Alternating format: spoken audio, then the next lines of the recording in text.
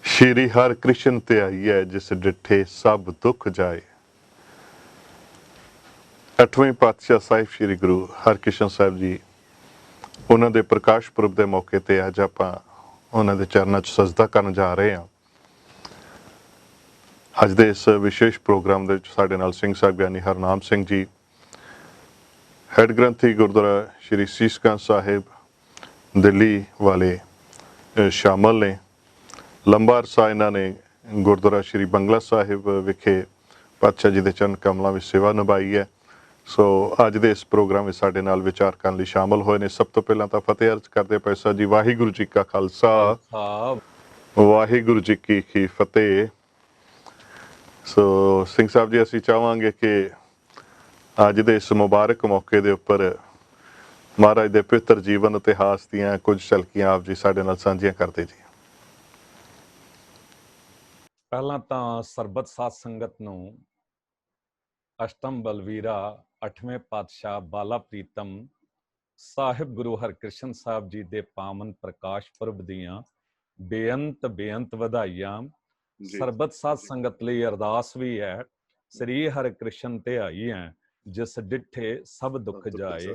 ਤੇਗ ਬਹਾਦਰ ਸਿਮਰੈ ਹਰਨਉ ਨਿਧ ਆਵੈ ਧਾਏ। ਸਭ ਥਾਈ ਹੋਏ ਸਹਾਏ। 8ਵੇਂ ਪਾਤਸ਼ਾਹ ਬਾਲਾ ਪ੍ਰੀਤਮ ਸਾਹਿਬ ਗੁਰੂ ਹਰਿਕ੍ਰਿਸ਼ਨ ਸਾਹਿਬ ਜੀ ਦੇ ਜੀਵਨ ਇਤਿਹਾਸ ਦੀ ਜੇ ਗੱਲਾਂ ਕਰੀਏ ਜੀ ਤੇ ਉਹ ਬਿਆਨ ਕਰਨ ਤੋਂ ਬਾਹਰ ਨੇ। ਹਮਰੀ ਜਿਹਵਾ ਏਕ ਪ੍ਰਭ ਹਰ ਕੇ ਗੁਣ ਅਗਮ ਅਥਾ। ਹਮ ਕਿਉਂ ਕਰ ਜਪਹਿ ਆਣਿਆ ਹਰ ਤੁਮ ਵੱਡ ਅਗਮ ਅਗਾਹ। ਇਹ ਪੰਕਤੀਆਂ ਇੱਥੇ ਢੁਕਦੀਆਂ ਨੇ ਜੀ।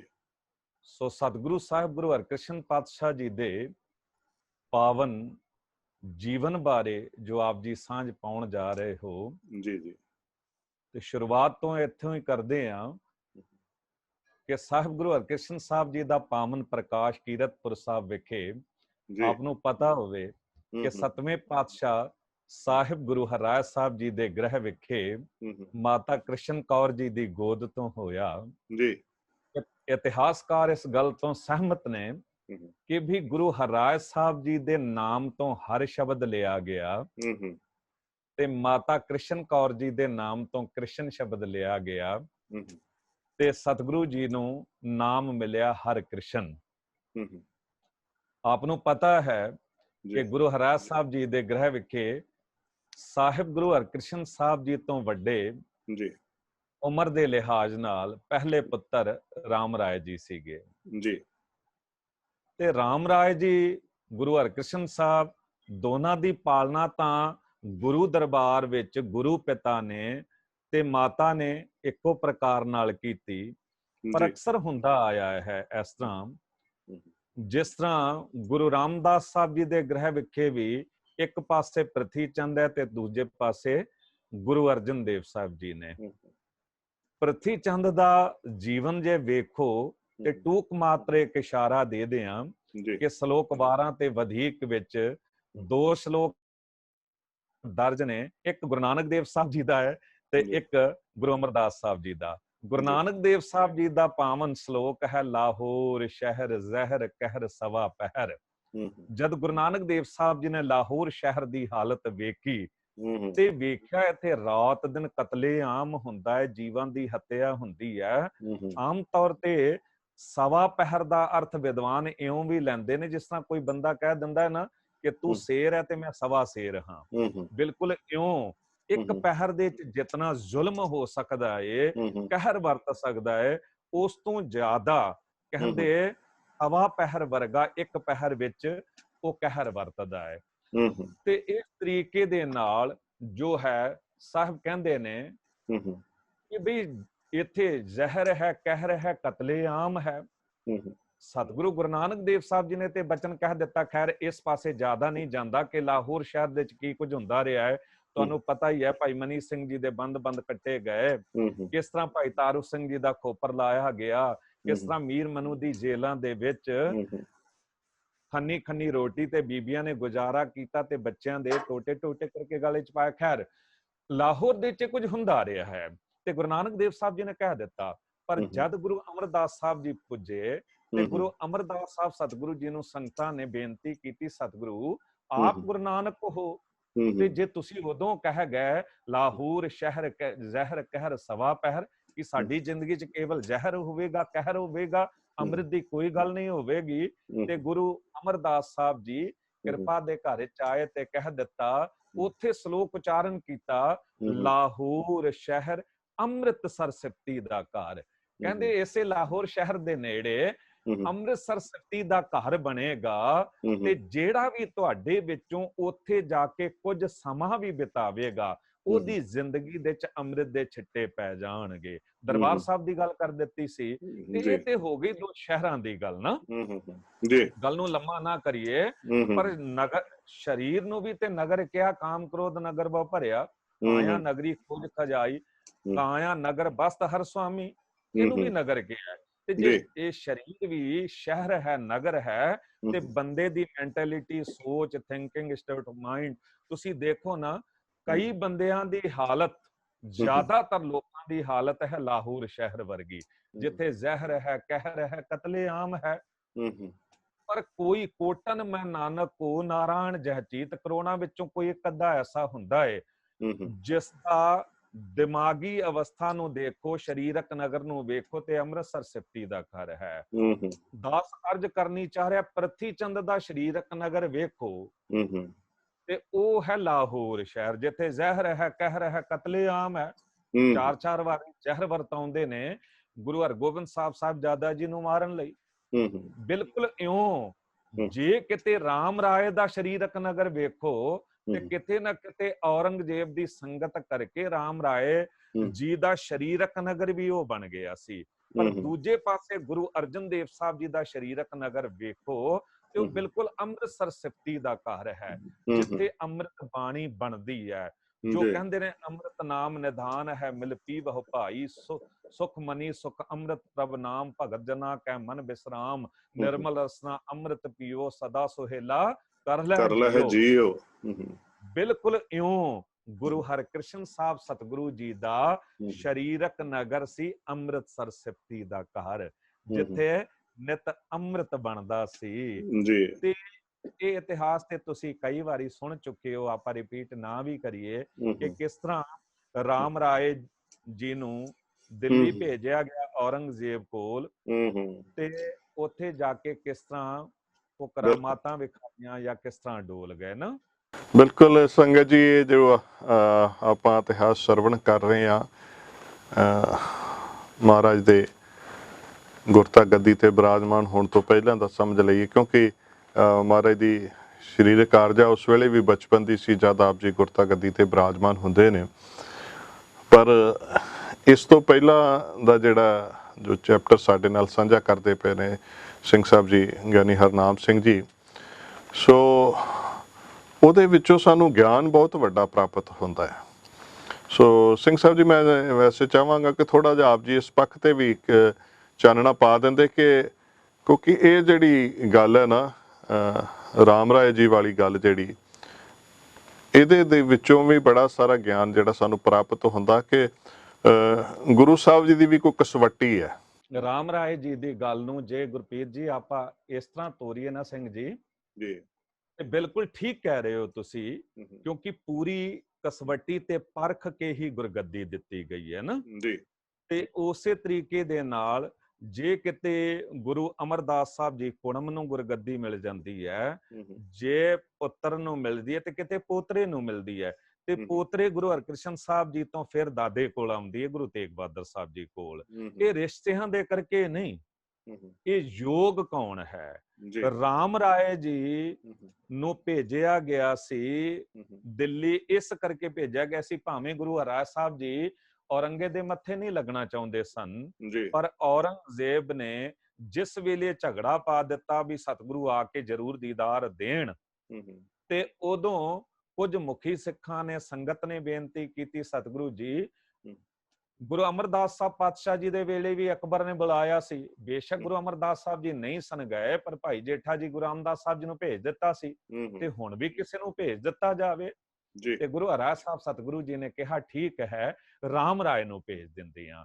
ਰਾਮ ਰਾਏ ਨੂੰ ਇੱਕ ਗੱਲ ਕਹਿ ਦਿੱਤੀ ਕਿ ਪੁੱਤਰ ਜੀ, ਤੁਹਾਡੀ ਜਿਹਵਾ ਉੱਤੇ, ਰਸਨਾ ਉੱਤੇ ਗੁਰੂ ਨਾਨਕ ਦਾ ਵਾਸਾ ਹੋਵੇਗਾ, ਤੁਸੀਂ ਜੋ ਬੋਲੋਗੇ ਉਹ ਸੱਤ ਹੋ ਜਾਵੇਗਾ। ਪਰ ਇੱਕ ਗੱਲ ਯਾਦ ਰੱਖਿਓ, ਉਦੋਂ ਤੱਕ ਜਦ ਤੱਕ ਤੁਸੀਂ ਸੱਚ ਤੇ ਪਹਿਰਾ ਦਿਓਗੇ। ਤੁਹਾਡੀ ਰਸਨਾ ਉੱਤੇ ਸੱਚ ਹੋਵੇਗਾ, ਗੁਰੂ ਨਾਨਕ ਤੁਹਾਡੇ ਨਾਲ ਹੋਵੇਗਾ, ਤੇ ਉੱਥੇ ਜਾ ਕੇ ਚਾਪਲੂਸੀ ਵਿੱਚ ਨਹੀਂ ਆਉਣਾ ਹੈ, ਨਾ ਹੀ ਕੋਈ ਨਾਟਕ ਚੇਟਕ ਕਰਾਮਾਤਾਂ ਵਿਖਾਉਣੀਆਂ ਨੇ। ਤੇ ਰਾਮ ਰਾਏ ਜੀ ਚਲੇ ਤੇ ਗਏ। ਔਰੰਗਜ਼ੇਬ ਬੜਾ ਸ਼ਾਤਰ ਚਲਾਕ ਬੰਦਾ ਸੀਗਾ। ਉਹਨੇ ਵੇਖਿਆ ਵੀ ਇੱਕ ਤਾਂ ਉਮਰ ਜ਼ਿਆਦਾ ਨਹੀਂ ਹੈ ਰਾਮ ਰਾਏ ਜੀ ਦੀ, ਤੇ ਬੱਚੇ ਦੇ ਰੂਪ ਵਿੱਚ, ਬਾਲ ਰੂਪ ਹੀ ਨੇ, ਕਿੰਨੇ ਕੁ ਵੱਡੇ ਹੋਣਗੇ ਗੁਰੂ ਹਰਕ੍ਰਿਸ਼ਨ ਸਾਹਿਬ ਜੀ ਤੋਂ, 5.5 ਸਾਲ ਦੀ ਉਮਰ ਤੇ ਗੁਰੂ ਹਰਕ੍ਰਿਸ਼ਨ ਸਾਹਿਬ ਜੀ ਨੂੰ ਗੁਰਗੱਦੀ ਮਿਲੀ ਹੈ। ਜੀ ਜੀ। ਤੇ ਉਹਨੇ, ਔਰੰਗਜ਼ੇਬ ਨੇ ਇੰਤਜ਼ਾਮ ਐਸੇ ਕੀਤੇ, ਸਿੰਘਾਸਨ ਆਦਿਕ, ਤੇ ਇਤਨਾ ਤਗੜਾ ਸਵਾਗਤ ਕੀਤਾ, ਹਰ ਪ੍ਰਕਾਰ ਦੇ ਐਸ਼ ਇਸ਼ਰਤ ਦੇ ਸਮਾਨ ਸਾਹਮਣੇ ਰੱਖ ਦਿੱਤੇ। ਕੁਝ ਇਹੋ ਜਿਹਾ ਮਾਹੌਲ ਬਣਾਇਆ ਔਰੰਗਜ਼ੇਬ ਨੇ ਜਿਹਦੇ ਚ ਕੁਝ ਸ਼ਾਇਦ ਡਰ ਵੀ ਐਸਾ ਬਾਦਸ਼ਾਹ ਦਾ ਉਹ ਕ੍ਰੀਏਟ ਕੀਤਾ ਗਿਆ ਜਾਂ ਵਿਖਾਇਆ ਗਿਆ ਲੋਕਾਂ ਰਾਹੀਂ, ਤੇ ਰਾਮ ਰਾਏ ਜੀ ਕਿਤੇ ਚਾਪਲੂਸੀ ਵਿੱਚ ਆ ਗਏ। ਔਰੰਗਜ਼ੇਬ ਨੇ ਕੁਝ ਬਚਨ ਕਹਿ ਦਿੱਤੇ, ਕਿਸੇ ਦੇ ਕਹਿਣ ਉੱਤੇ ਪੁੱਛ ਲਿਆ ਵੀ ਬਾਣੀ ਚ ਇਹ ਕਿਉਂ ਕਿਹਾ ਗਿਆ, ਮਿੱਟੀ ਮੁਸਲਮਾਨ ਕੀ ਪੇੜੇ ਪਈ ਘੁਮਿਆਰ, ਘੜ ਭਾਂਡੇ ਇੱਟਾਂ ਕੀਆਂ ਜਲਦੀ ਕਰੇ ਪੁਕਾਰ ਜੀ। ਤੇ ਉਦੋਂ ਰਾਮ ਰਾਏ ਜੀ ਨੇ ਇਸ ਬਾਣੀ ਦੀ ਪੰਕਤੀ ਨੂੰ ਬਦਲ ਦਿੱਤਾ, ਕਹਿ ਦਿੱਤਾ ਨਹੀਂ, ਮਿੱਟੀ ਮੁਸਲਮਾਨ ਕੀ ਨਹੀਂ ਹੈ, ਮਿੱਟੀ ਬੇਈਮਾਨ ਕੀ ਹੈ। ਇੱਕ ਤੇ ਇਹ ਗੱਲ ਜਦ ਗੁਰੂ ਹਰਿਰਾਏ ਸਾਹਿਬ ਜੀ ਨੂੰ ਪਤਾ ਲੱਗੀ, ਤੇ ਸਤਿਗੁਰੂ ਜੀ ਨੇ ਇਸ ਗੱਲ ਨੂੰ ਬਹੁਤ ਬੁਰਾ ਮਨਾਇਆ ਕਿ ਬਾਣੀ ਤੇ ਧੁਰ ਦਰਗਾਹ ਤੋਂ ਆਉਂਦੀ ਹੈ, ਗੁਰੂ ਨਾਨਕ ਦੇਵ ਸਾਹਿਬ ਜੀ ਦੀ ਬਾਣੀ ਨੂੰ ਬਦਲਣ ਵਾਲਾ ਕੌਣ ਹੋ ਗਿਆ। ਤੇ ਦੂਜੀ ਗੱਲ, ਉਹਨੇ ਕਰਾਮਾਤਾਂ ਵੀ ਵਿਖਾ ਦਿੱਤੀਆਂ। ਇਤਿਹਾਸਕਾਰ ਕਹਿੰਦੇ ਨੇ 72 ਦੇ ਕਰੀਬ ਕਰਾਮਾਤਾਂ ਵਿਖਾਈਆਂ। ਤੇ ਖੈਰ, ਗੁਰੂ ਦਰਬਾਰ ਕਰਾਮਾਤਾਂ ਨੂੰ ਨਹੀਂ ਮੰਨਦਾ ਹੈ। ਥੋੜਾ ਜਿਹਾ ਇਹਦੇ ਬਾਰੇ ਵੀ ਗੱਲ ਕਰਾਂਗੇ ਆਪਾਂ ਅੱਗੇ ਚੱਲ ਕੇ। ਤੇ ਗੁਰੂ ਹਰਕ੍ਰਿਸ਼ਨ ਸਾਹਿਬ ਜੀ ਉਦੋਂ 5.5 ਸਾਲ ਦੇ ਸੀ, ਤੇ ਗੁਰੂ ਹਰਿਰਾਏ ਸਾਹਿਬ ਜੀ ਨੇ ਸਖਤ ਫੈਸਲਾ ਲੈ ਲਿਆ ਤੇ ਕਹਿ ਦਿੱਤਾ ਕਿ ਰਾਮ ਰਾਏ, ਤੂੰ ਗੁਰੂ ਨਾਨਕ ਦੇਵ ਸਾਹਿਬ ਜੀ ਦੀ ਬਾਣੀ ਨੂੰ ਬਦਲਣ ਦੀ ਜੁਰਤ ਕੀਤੀ ਹੈ, ਤੇ ਹੁਣ ਤੂੰ ਔਰੰਗਜ਼ੇਬ ਕੋਲ ਹੀ ਰਹਿਣਾ ਏ, ਤੇ ਸਾਡੇ ਮੱਥੇ ਨਹੀਂ ਲੱਗਣਾ। ਸਾਨੂੰ ਜੀਂਦਿਆਂ ਜੀ ਅਸੀਂ ਤੇਰਾ ਮੂੰਹ ਨਹੀਂ ਵੇਖਣਾ ਚਾਹੁੰਦੇ। ਸਤਿਗੁਰੂ ਜੀ ਨੇ ਬਚਨ ਕਰ ਦਿੱਤੇ, ਵੱਡ ਐਸ਼ਵਰਜ ਹੇਠ ਕਰ ਫੂਲਾ, ਸਤਿਗੁਰ ਆਸ਼ਾ ਉਰਤੇ ਭੂਲਾ, ਆਪ ਰਹੋ ਤੁਰਕੇਸ਼ਰ ਮਾਹੀ, ਅਬ ਹਮਰੇ ਮੁਖ ਲਾਗੋ ਨਾਹੀ। ਕਹਿੰਦੇ ਤੂੰ ਸਾਡੇ ਹੁਣ ਮੱਥੇ ਨਹੀਂ ਲੱਗਣਾ। ਗੁਰਪ੍ਰੀਤ ਜੀ 1 ਮਿੰਟ ਲਾਂਗਾ ਤੁਹਾਡਾ। ਜੀ ਜੀ, ਇਹ ਬੜੇ ਕੀਮਤੀ ਬਚਨ ਹਨ ਜੀ। ਜੀ, ਅਸੀਂ ਕਈ ਵਾਰੀ ਸਖਤ ਫੈਸਲੇ ਸਾਧ ਸੰਗਤ ਜੀ ਨਹੀਂ ਲੈ ਪਾਉਂਦੇ ਆ। ਪੰਜਾਬ ਦੇ ਚ ਹਾਲਾਤ ਐਸੇ ਨੇ ਕਿ ਕਿਸੇ ਦੇ ਕਹਿਣ ਉੱਤੇ ਕੋਈ ਬੱਚਾ ਕੇਸ ਕਤਲ ਕਰਕੇ ਆ ਜਾਂਦਾ ਹੈ, ਮਾਂ-ਬਾਪ ਵੇਖਦੇ ਨੇ, ਥੋੜਾ ਜਿਹਾ ਨਾਰਾਜ਼ ਹੁੰਦੇ ਨੇ, ਵਿਖਾਵਾ ਜਿਹਾ, ਤੇ ਫਿਰ ਉਹਨੂੰ ਐਕਸੈਪਟ ਕਰ ਲੈਂਦੇ ਨੇ। ਇਉਂ ਹੀ ਬੱਚੇ ਵਿਗੜਦੇ ਚਲੇ ਜਾ ਰਹੇ ਨੇ। ਐਜ ਏ ਹੈਡਗੰਥੀ ਗੁਰਦੁਆਰਾ ਬੰਗਲਾ ਸਾਹਿਬ ਦੀ ਇੱਕ ਘਟਨਾ 1 ਮਿੰਟ ਤੁਹਾਡੇ ਨਾਲ ਸਾਂਝੀ ਕਰਾਂ ਕਿ ਇੱਕ ਸਕੂਲ ਦੇ ਚ ਪ੍ਰਿੰਸੀਪਲ ਸਨ ਭੈਣ ਜੀ, ਤੇ ਸਿੰਘ ਸਾਹਿਬ ਵੀ ਬਹੁਤ ਚੰਗੀ ਜਗ੍ਹਾ ਤੇ ਸਨ, ਗੁਰੂ ਤੇ ਪੂਰਾ ਸ਼ਰਧਾ ਭਰੋਸਾ ਰੱਖਦੇ ਸਨ, ਇੱਕੋ ਇੱਕ ਪੁੱਤਰ ਉਹਨਾਂ ਦਾ, ਤੇ ਬੜੀ ਵਧੀਆ ਪੜ੍ਹਾਈ ਕੀਤੀ, ਅੰਮ੍ਰਿਤਧਾਰੀ ਬੱਚਾ ਸੀ। ਤੇ ਬੰਬੇ ਗਿਆ, ਕੁਝ ਬੱਚਿਆਂ ਨਾਲ ਪੜ੍ਹਦਿਆਂ ਉਹ ਬੱਚਿਆਂ ਨੇ ਕਿਤੇ ਇਹੋ ਜਿਹਾ ਬ੍ਰੇਨ ਵਾਸ਼ ਕੀਤਾ ਕਿ ਉਹਨਾਂ ਦੇ ਕਹਿਣ ਚ ਆ ਗਿਆ ਤੇ ਕੇਸ ਕਤਲ ਕਰਾ ਲੈ। ਬੱਚਿਆਂ ਨੇ ਕਿਹਾ ਵੀ ਮਾਂ-ਬਾਪ ਨੇ ਇਮੋਸ਼ਨਲ ਹੋ ਜਾਂਦੇ ਨੇ, ਤੈਨੂੰ ਕੀ ਕਹਿਣਗੇ। ਪਰ ਇੱਧਰ ਜਦ ਮਾਂ-ਬਾਪ ਨੂੰ ਪਤਾ ਲੱਗਾ ਤੇ ਮਾਂ-ਬਾਪ ਨੇ ਸਖਤ ਫੈਸਲਾ ਲੈ ਲਿਆ ਆਪਣੇ ਗੁਰੂ ਵਾਂਗ, ਤੇ ਕਹਿ ਦਿੱਤਾ ਕਿ ਤੂੰ ਸਾਡਾ ਪੁੱਤਰ ਨਹੀਂ ਤੇ ਅਸੀਂ ਤੇਰੇ ਮਾਂ-ਬਾਪ ਨੇ, ਤੂੰ ਸਾਡੇ ਘਰ ਨਹੀਂ ਆਉਣਾ ਹੈ, ਤੇਰੇ ਲਈ ਦਰਵਾਜ਼ੇ ਬੰਦ ਨੇ। ਬੱਚੇ ਨੇ ਸੋਚਿਆ ਕਿ ਮਾਂ-ਬਾਪ ਨੇ ਜਦ ਦਰਵਾਜ਼ੇ ਤੇ ਪੁੱਜਾਂਗਾ, ਲੋਕਾਂ ਦਾ ਵੀ ਕੁਝ ਸ਼ਰਮ ਲਿਹਾਜ਼ ਹੁੰਦਾ, ਰੌਲਾ ਪਵੇਗਾ ਤੇ ਇੱਜ਼ਤ ਦੇ ਮਾਰੇ ਮੈਨੂੰ ਅੰਦਰ ਲੈ ਲੈਣਗੇ। ਜਦ ਪੁੱਜਿਆ ਬੱਚਾ ਤੇ ਮਾਂ-ਬਾਪ ਨੇ ਦਰਵਾਜ਼ਾ ਬੰਦ ਕਰ ਲਿਆ। ਰੋਇਆ, ਤਰਲੇ ਮਿੰਨਤਾਂ ਪੁਕਾਰਾਂ ਕੀਤੀਆਂ। ਉਹਨਾਂ ਨੇ ਕਿਹਾ ਇਹ ਦਰਵਾਜ਼ਾ ਤਦ ਖੁੱਲੇਗਾ ਜਦ ਦੁਬਾਰਾ ਕੇਸ ਰੱਖ ਕੇ ਅੰਮ੍ਰਿਤ ਛਕ ਕੇ ਤੂੰ ਇੱਥੇ ਆਵੇਂਗਾ। ਅਖੀਰ ਬੱਚੇ ਨੂੰ ਉਹੀ ਕੁਝ ਕਰਨਾ ਪਿਆ, ਰੋਂਦਾ ਕੁਰਲਾਉਂਦਾ ਗਿਆ। ਫਿਰ ਉਹਨੇ ਅੰਮ੍ਰਿਤ ਛਕਿਆ ਬੰਗਲਾ ਸਾਹਿਬ, ਕੇਸ ਰੱਖੇ, ਆਪਣੀ ਭੁੱਲ ਬਖਸ਼ਵਾਈ, ਤਾਂ ਮਾਂ-ਬਾਪ ਨੇ ਉਹਨੂੰ ਆਪਣੇ ਘਰ 'ਚ ਰੱਖਿਆ। ਅੱਜ ਉਹ ਬੱਚਾ ਬਹੁਤ ਉੱਚੀ ਕਾਮਯਾਬੀਆਂ ਲੈ ਰਿਹਾ ਹੈ। ਕਹਿਣ ਦਾ ਭਾਵ ਕਿ ਗੁਰੂ ਹਰਿਰਾਏ ਸਾਹਿਬ ਨੇ ਫੈਸਲਾ ਲੈ ਲਿਆ ਤੇ ਅਖੀਰ ਪੂਰਨ ਕਸਵੱਟੀ ਤੇ ਪਰਖ ਕੇ 5.5 ਸਾਲ ਦੀ ਉਮਰ ਦੇ ਚ ਗੁਰੂ ਹਰਕ੍ਰਿਸ਼ਨ ਸਾਹਿਬ ਜੀ ਨੂੰ ਗੁਰਗੱਦੀ ਦਾ ਮਾਲਕ ਬਣਾ ਦਿੱਤਾ। ਤੋ ਬਿਲਕੁਲ ਇਹ ਜਿਹੜਾ ਪੱਖ ਹੈ ਕਿਉਂਕਿ ਐਸੇ ਸਖਤ ਫੈਸਲੇ ਲੈਣੇ ਇਹ ਵੀ ਇੱਕ ਬੜੀ ਵੱਡੀ ਗੱਲ ਹੈ, ਕਿਉਂਕਿ ਅੱਜ ਛੋਟੀ ਉਮਰ ਦੇ ਵਿੱਚ ਹੀ ਸਨ, ਪਰ ਗੱਲ ਜਿੱਥੇ ਗੁਰੂ ਨਾਨਕ ਸਾਹਿਬ ਜੀ ਦੀ ਆਨ ਸ਼ਾਨ ਦੀ ਆ ਜਾਂਦੀ ਹੈ ਉੱਥੇ ਬਾਣੀ ਦੀ ਆ ਜਾਂਦੀ, ਗੁਰੂ ਕੀ ਬਾਣੀ ਦੇ ਪੰਕਤੀ ਬਦਲਣ ਦੀ ਜਿਹੜੀ ਹੈ। ਸੋ ਮੈਂ ਸਮਝਦਾ ਕਿ ਐਸੀ ਇੱਕ ਮਿਸਾਲ ਸਤਿਗੁਰ ਸੱਚੇ ਪਾਤਸ਼ਾਹ ਜੀ ਨੇ ਪੈਦਾ ਕਰ ਦਿੱਤੀ ਕਿ ਕੋਈ ਐਸੀ ਹਿਮਾਕਤ ਨਹੀਂ ਕਰ ਸਕਦਾ ਕਿ ਗੁਰੂ ਕੀ ਬਾਣੀ ਦੇ ਪਰਥਾਏ ਜਾਂ ਗੁਰੂ ਸਾਹਿਬ ਜੀ ਦੀ ਆਨ ਸ਼ਾਨ ਦੇ ਪਰਥਾਏ ਕੁਝ ਐਸਾ ਕੁਝ ਗਲਤ ਕੀਤਾ ਜਾਏ। ਸੋ ਇਹ ਇੱਕ ਬੜਾ ਵੱਡਾ ਸਾਨੂੰ ਸੰਦੇਸ਼ ਹੈ ਜੋ ਗੁਰੂ ਹਰਿ ਸੱਚੇ ਪਾਤਸ਼ਾਹ ਜੀ ਨੇ ਦਿੱਤਾ ਕਿ ਗੁਰੂ ਨਾਨਕ ਸਾਹਿਬ ਜੀ ਦੀ ਬਾਣੀ ਦੀ ਗੱਲ ਗੁਰੂ ਹਰਿ ਸਾਹਿਬ ਜੀ ਨੇ ਦੇਖੋ ਕਿੱਡਾ ਵੱਡਾ ਫੈਸਲਾ ਲਿਆ, 5.5 ਸਾਲ ਦੀ ਉਮਰ ਦੇ ਚ ਗੁਰਗੱਦੀ ਦਾ ਮਾਲਕ ਬਣਾਉਣਾ।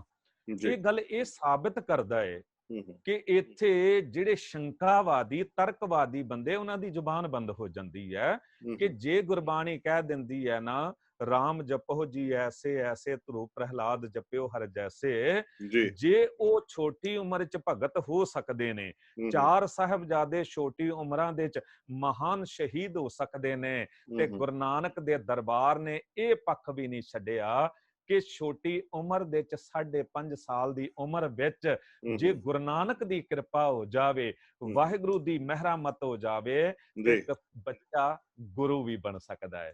ਇਹ ਸ਼ੰਕਾ ਕੀਤੀ ਸੀ ਕੀਰਤਪੁਰ ਸਾਹਿਬ, ਜਿਹੜੀ ਝੂਠ ਦੀ ਦੁਕਾਨਾਂ ਖੋਲ ਕੇ ਬੈਠੇ ਸੀ ਨਾ ਲੋਕ ਜੋਤਿਸ਼ ਤਾਂਤਰਿਕ, ਹੁਣ ਗੁਰੂ ਹਰਿ ਸਾਹਿਬ ਜੀ ਦੇ ਕਰਕੇ ਦੁਕਾਨਾਂ ਬੰਦ ਸਨ, ਕਿਉਂਕਿ ਇੱਥੇ ਤੇ ਬਲਾਈਂਡ ਫੇਥ ਅੰਧ ਵਿਸ਼ਵਾਸ ਦੀ ਗੱਲ ਨਹੀਂ ਸੀ, ਕੇਵਲ ਗਿਆਨ ਸੀ, ਤੇ ਉਹਨਾਂ ਦੀ ਦੁਕਾਨਾਂ ਬੰਦ ਸੀ। ਗੁਰੂ ਹਰਿ ਸਾਹਿਬ ਜੀ ਜਿਸ ਤਰ੍ਹਾਂ ਜੋਤੀ ਜੋਤ ਸਮਾਏ, ਉਹਨਾਂ ਨੂੰ ਮੌਕਾ ਮਿਲ ਗਿਆ ਕਿ ਹੁਣ ਤਾਂ 5.5 ਸਾਲ ਦੀ ਉਮਰ ਦਾ ਬੱਚਾ ਉਹ ਗੁਰੂ ਕਿਸ ਤਰ੍ਹਾਂ ਹੋ ਸਕਦਾ ਹੈ। ਅਸੀਂ ਪ੍ਰਚਾਰ ਕਰ ਦਿੰਦੇ ਹਾਂ ਵੀ ਇਹ ਗੁਰੂ ਹੀ ਨਹੀਂ ਹੈ, ਤੇ ਜੇ ਗੁਰੂ ਹੈ ਤੇ ਗੁਰੂ ਅਮਰਦਾਸ ਸਾਹਿਬ ਸਤਿਗੁਰੂ ਜੀ ਨੇ ਪ੍ਰੇਮਾ ਖੱਤਰੀ ਦਾ ਕੋੜ ਦੂਰ ਕੀਤਾ ਸੀ, ਗੁਰੂ ਨਾਨਕ ਦੇਵ ਸਾਹਿਬ ਸਤਿਗੁਰੂ ਜੀ ਨੇ ਦੀਪਾਲਪੁਰ ਦੇ ਕੋੜੀ ਦਾ ਕੋੜ ਦੂਰ ਕੀਤਾ ਸੀ, ਤੇ ਜੇ ਇਹ ਵੀ ਗੁਰੂ ਨਾਨਕ ਨੇ, ਗੁਰੂ ਨਾਨਕ ਰੂਪ ਨੇ, ਤੇ ਫਿਰ ਇਹ ਵੀ ਕਿਸੇ ਕੋੜੀ ਦਾ ਕੋੜ ਦੂਰ ਕਰਨ ਘਰ ਤੇ ਸਕਣਗੇ ਨਹੀਂ, ਕਿਉਂਕਿ ਬੱਚਾ ਗੁਰੂ ਥੋੜਾ ਹੋ ਸਕਦਾ ਹੈ। ਉਹਨਾਂ ਦੀ ਸੋਚ ਸੀ ਤੇ ਅਸੀਂ ਰੌਲਾ ਪਾ ਦੇਾਂਗੇ ਵੀ ਗੁਰੂ ਹੀ ਨਹੀਂ ਹੈ, ਤੇ ਉਹ ਲੱਭ ਕੇ ਇੱਕ ਕੋੜੀ ਨੂੰ ਲੈ ਆਏ।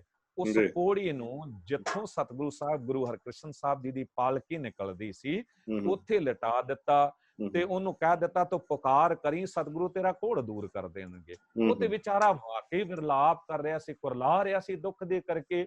ਸਤਿਗੁਰੂ ਹਰਕ੍ਰਿਸ਼ਨ ਸਾਹਿਬ ਜੀ ਦਾ ਕੋਮਲ ਹਿਰਦਾ ਤੇ ਜਾਣੀ ਜਾਣ ਸਤਿਗੁਰੂ ਜਾਣਦੇ ਸਨ ਲੋਕਾਂ ਦੀ ਚਲਾਕੀ ਨੂੰ ਵੀ, ਤੇ ਪਾਲਕੀ ਮੁਕਵਾਈ, ਸੇਵਾਦਾਰਾਂ ਨੂੰ ਕਿਹਾ ਇਹਨੂੰ ਨੇੜੇ ਲੈ ਕੇ ਆਓ।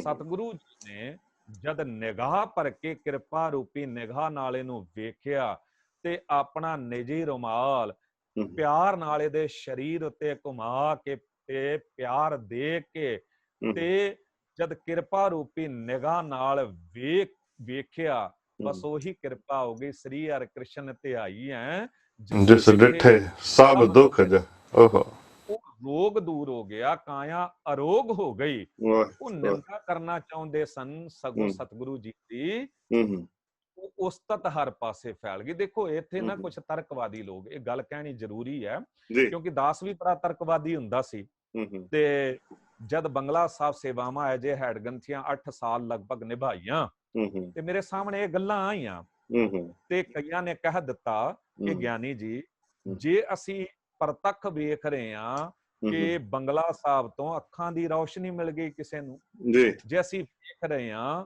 ਇੱਥੇ ਦਿੱਲੀ ਦੇ ਵਿੱਚ ਮੌਜੂਦ ਨੇ, ਹਰ ਰੋਜ਼ ਗੁਰਦੁਆਰਾ ਸਾਹਿਬ ਉਹਨਾਂ ਦਾ ਆਉਣਾ ਹੈਗਾ ਹੈ, ਤੇ ਉਹਨਾਂ ਤੋਂ ਇੱਕ ਦਿਨ ਸਤਿਗੁਰੂ ਜੀ ਦੀ ਕਿਰਪਾ ਰਾਹੀਂ ਦਾਸ ਨੇ ਪੁੱਛ ਲਿਆ ਵੀ ਤੁਸੀਂ ਇੱਕ ਦਿਨ ਵੀ ਨਾਗਾ ਨਹੀਂ ਪਾਉਂਦੇ, ਰੋਜ਼ ਆਉਂਦੇ ਹੋ, ਤੇ ਵੈਰਾਗ ਚ ਆ ਗਿਆ ਰੋਪ ਹੈ। ਕਹਿਣ ਲੱਗੇ ਗਿਆਨੀ ਜੀ ਕੀ ਦੱਸਾਂ, ਮੇਰੀ ਆਵਾਜ਼ ਚਲੀ ਗਈ ਸੀ, ਤੇ ਮੈਨੂੰ ਆਵਾਜ਼ ਬੰਗਲਾ ਸਾਹਿਬ ਤੋਂ ਮਿਲੀ ਹੈ, ਵੀ ਵੱਡੇ ਤੋਂ ਵੱਡੇ ਹਸਪੀਟਲ ਵਿਖਾ ਦਿਆ ਉਹਨਾਂ ਦਾ, ਪੰਜਾਬੀ ਬਾਗ ਬਹੁਤ ਦਾ ਵੱਡਾ ਹਸਪੀਟਲ ਵੀ ਹੈ, ਤੇ ਖੈਰ ਜੀ ਕਹਿੰਦੇ ਜਦ ਡਾਕਟਰਾਂ ਨੇ ਕਹਿ ਦਿੱਤਾ ਆਵਾਜ਼ ਵਾਪਸ ਨਹੀਂ ਆ ਸਕਦੀ, ਤੇ ਕੋਈ ਮਿਰੈਕਲ ਹੀ ਹੋਵੇ ਤੇ ਕੋਈ ਗੱਲ ਬਣੇ, ਤੇ ਕਹਿੰਦੇ ਵੀ ਮੈਂ ਸੇਵਾਦਾਰ ਨੂੰ ਕਿਹਾ ਵੀ ਚਲੋ ਫਿਰ ਬੰਗਲਾ ਸਾਹਿਬ ਚਲਦੇ ਆ, ਇੱਕ ਡਾਕਟਰ ਹੋਰ ਹੈ, ਮੇਰਾ ਵੈਦ ਗੁਰੂ ਗੋਬਿੰਦਾ ਹਰ ਹਰ ਨਾਮ ਔਖਦ ਮੁਖ ਦੇਵੇ ਕਾਟੇ ਜਮ ਕੀ ਫੰਦਾ। ਕਹਿੰਦੇ ਬੰਗਲਾ ਸਾਹਿਬ ਆ ਗਏ, 4 ਘੰਟੇ ਕਹਿੰਦੇ ਮੈਂ ਬੰਗਲਾ ਸਾਹਿਬ ਕੀਰਤਨ ਸੁਣਦਾ ਰਿਹਾ ਤੇ ਰੋਂਦਾ ਰਿਹਾ।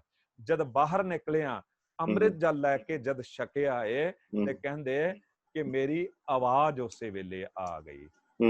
ਪਿੰਗਲ ਪਰਬਤ ਪਾਰ ਪਰੇ ਖਲ ਚਤਰ ਬਕੀਤਾ ਨਿਰਤਿਰਭੁਣ ਸੂਝਿਆ ਗੁਰ ਭੇਟ ਪੁਨੀਤਾ। ਤੇ ਉਹ ਆਵਾਜ਼ ਵਾਪਸ ਆ ਗਈ। 10 ਇੱਕ ਦਿਨ ਕਥਾ ਕਰਕੇ ਉੱਠਿਆ ਰਾਤ ਵੇਲੇ ਗੁਰਪ੍ਰੀਤ ਜੀ ਤੇ ਅੰਦਰ ਹੀ ਹੈਡਗੰਥੀ ਦਾ ਆਫਿਸ ਹੈਗਾ, ਕਹਿ ਲਓ ਕਿ ਉਹ ਰੂਮ, ਉੱਥੇ ਪੁੱਜਿਆ ਤੇ ਭੈਣ ਜੀ ਬਜ਼ੁਰਗ ਆਪਣੇ ਪਤੀ ਨੂੰ ਨਾਲ ਲੈ ਕੇ ਆ ਗਏ ਤੇ ਭੁੱਬਾਂ ਮਾਰ ਕੇ ਰੋ ਪਏ, ਕਿਉਂਕਿ ਕਥਾ ਸੁਣੀ ਸੀ ਉਹਨਾਂ ਨੇ। ਤੇ ਮੈਨੂੰ ਕਹਿਣ ਲੱਗੇ, ਮੈਂ ਪੁੱਛਿਆ ਭੈਣ ਜੀ ਕਿਉਂ ਰੋ ਰਹੇ ਹੋ? ਕਹਿਣ ਲੱਗੇ ਗਿਆਨੀ ਜੀ ਕੀ ਦੱਸਾਂ, 35 ਸਾਲ ਪਹਿਲਾਂ ਦੀ ਗੱਲ ਹੈ ਕਿ ਮੇਰੇ ਪਤੀ ਦੀ ਦੋਨੋਂ ਕਿਡਨੀ ਫੇਲ ਹੋ ਗਈਆਂ ਸਨ। ਡਾਕਟਰਾਂ ਨੇ ਕਹਿ ਦਿੱਤਾ ਕਿ ਇਹਨੂੰ ਬਚਾਇਆ ਨਹੀਂ ਜਾ ਸਕਦਾ, ਕੁਝ ਦਿਨ ਦਾ ਮਹਿਮਾਨ ਹੈ, ਜੋ ਸੇਵਾ ਕਰਨੀ ਕਰ ਲਓ। ਕਿਉਂਕਿ ਉਦੋਂ ਤੇ ਕਿਡਨੀ ਟ੍ਰਾਂਸਪਲਾਂਟ ਵੀ ਨਹੀਂ ਸੀ ਹੁੰਦੀ। 20 ਸਾਲ ਪਹਿਲਾਂ ਮੈਨੂੰ ਗੱਲ ਸੁਣਾਈ ਸੀ। ਤੇ ਉਸ ਤੋਂ 35 ਸਾਲ ਪਹਿਲਾਂ 45 ਸਾਲ ਹੋ ਗਏ।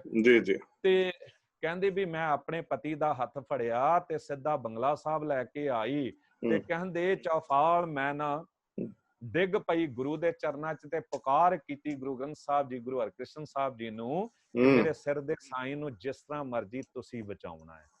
ਪਤਾ ਨਹੀਂ ਕਿਸ ਤਰ੍ਹਾਂ ਅਰਦਾਸ ਸੁਣੀ ਗਈ। ਕਹਿੰਦੇ ਅੱਜ 35 ਸਾਲ ਤੋਂ ਬਾਅਦ ਵੀ ਮੇਰਾ ਪਤੀ ਮੇਰੇ ਨਾਲ ਹੈ। ਤੇ ਸਵਾਲ ਕੀ ਖੜਾ ਹੋਇਆ ਜੀ, ਸੰਗਤਾਂ ਨੇ ਕਹਿ ਦਿੱਤਾ ਕਿ ਗਿਆਨੀ ਜੀ ਕੀ ਇਹ ਕਰਾਮਾਤ ਨਹੀਂ ਹੈ ਵੀ ਇਉਂ ਰੋਗ ਦੂਰ ਹੋ ਜਾਣੇ, ਅੱਖਾਂ ਦੀ ਰੋਸ਼ਨੀ ਆ ਜਾਣੀ, ਜੋ ਆਵਾਜ਼ ਆ ਜਾਣੀ, ਜਾਂ ਰੋਗ ਦੂਰ ਹੋ ਜਾਣੇ?